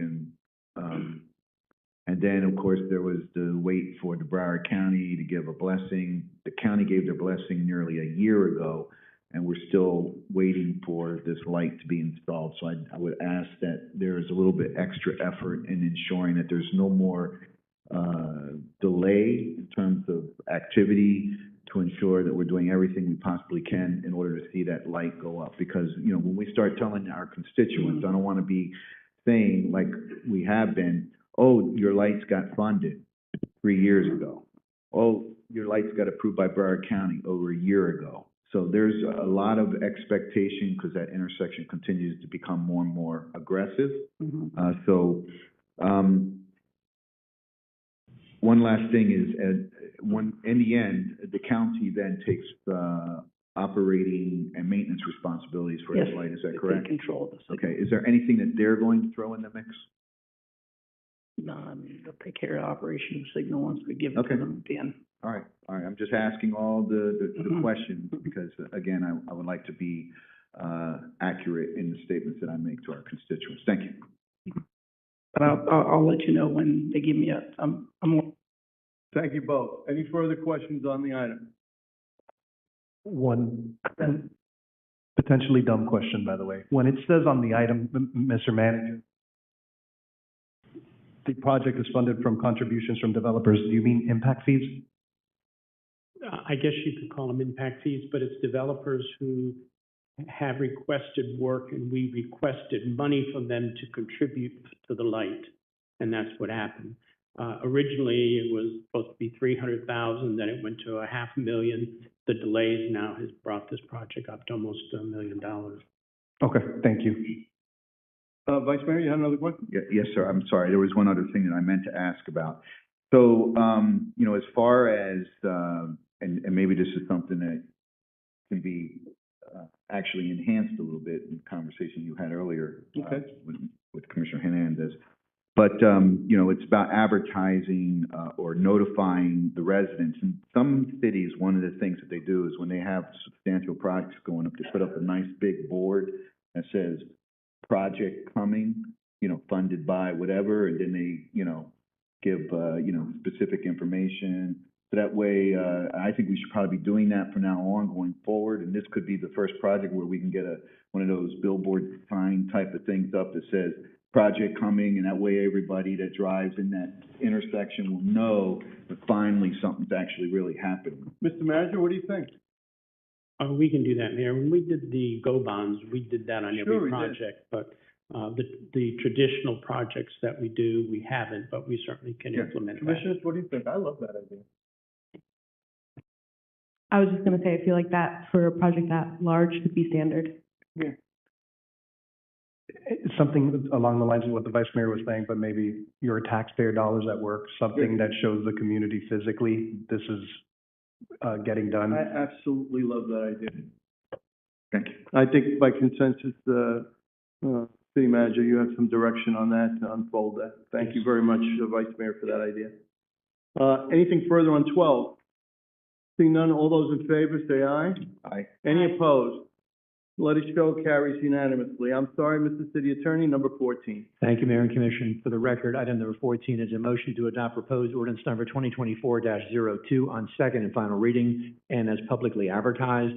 Proposed ordinance number 2024-02 is an ordinance of the City of Pembroke Pines, Florida, pursuant to section 8.03 of the City of Pembroke Pines Charter, authorizing the execution of an agreement to enter into a sub-sublease attached hereto as Exhibit A and incorporated herein by reference for real property generally located at 8103 South Palm Drive, that's Tower 1, 8210 Florida Drive, Tower 2, and 8203 Florida Drive, Tower 3, collectively referred to as Pines Place, and described in Exhibit B, which property is subleased by the city from the State of Florida Department of Children and Family Services and owned by the State of Florida through the Board of Trustees of the Internal Trust Fund of the State of Florida, authorizing the closing of the transaction contemplated in the agreement, effective upon the filing by the city manager with the city clerk of a certificate confirming that the closing requirements in the agreement have been satisfied, the form of which is attached to as Exhibit C, subject to the terms and conditions as set forth in the agreement. Authorizing the proper city officials to execute all necessary documents and to take all actions necessary to close the transaction consistent with the authority granted herein, providing for conflicts, providing for severability, providing for an effective date. Mr. Mayor and Commissioners, the item would be on the floor for consideration, but at the request of administration and City Attorney's Office, we would ask that the item be moved to the June 5th meeting, and notice for that purpose being provided this evening by the appropriate motion on the record. Must that be done by motion or without objection? By motion. Is there a motion to move this to the next meeting? I see a motion by Vice Mayor, seconded by Commissioner Hernandez, Commissioner Rodriguez. Is there any further discussion? Any from the public? Seeing none, all those in favor say aye. Any opposed? The motion carries unanimously. Thank you very much.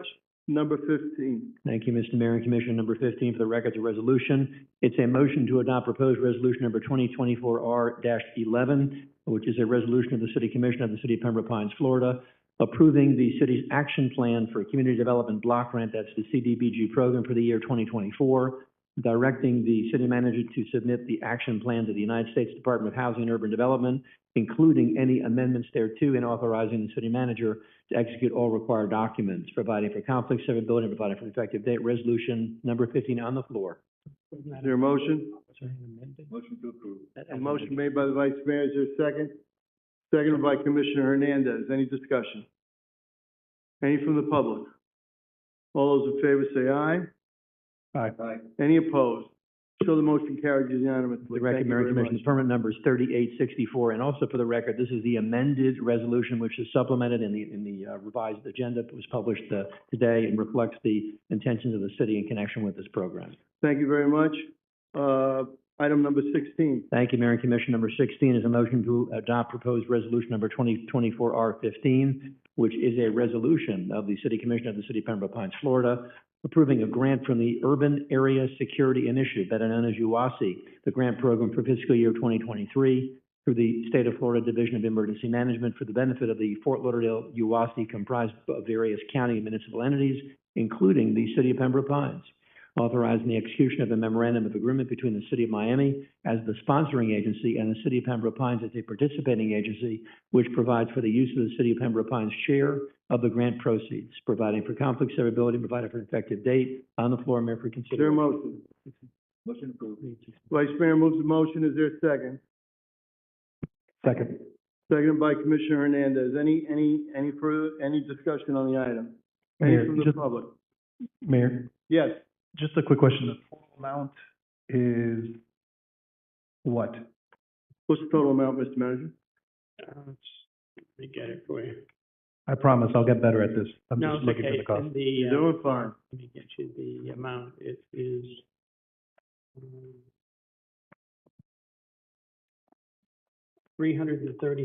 $330,681. That's the initial cost. That's our share, right? That's what our request is. This is going through a process. Right. Once everything is approved by the committee, we'll either get this amount or maybe something less or modify what we need to do. Okay, thank you. Anything else on this item? Any from the public? Seeing none, all those in favor say aye. Aye. Any opposed? So the motion passes unanimously. Regular agenda. Mr. Mayor, if you will, that the permit number for that item is number 3865. And for the record, item number 15, which is read into the record and considered by the commission, you did open a public hearing. There were no public commentators or speakers that I saw approach the podium. The record, that just confirms what was asked for. Thank you. Those hearings are usually held at the beginning of the. Yeah. And it wasn't there, but that's okay. Do you want to reopen a public hearing? If it's possible. I'd like to reopen the public hearing without objection from the commission on item number 15. Is there any comment from the public? Any comment from the public? Any comment from the public? Seeing none, the public hearing is closed. Thank you, Mr. Mayor. That's been legally concluded. Thank you very much. Thank you very much. Regular agenda?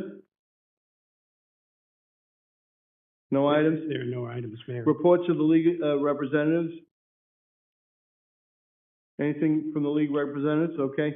Reports of the city manager? No items, Mayor. Report from the city attorney? No items tonight, Mr. Mayor, but thank you.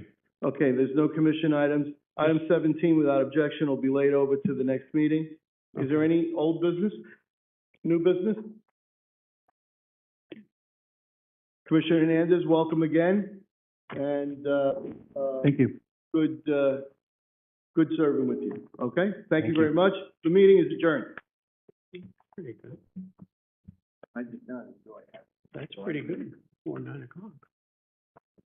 I want to apologize to you because I did not enjoy having to do that.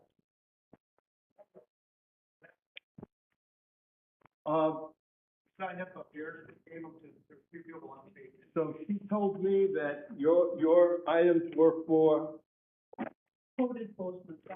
That item's been removed to the next meeting. I'm very sorry. The commissioner's item is moved to the next meeting. I'm very, very sorry. Yeah, yes.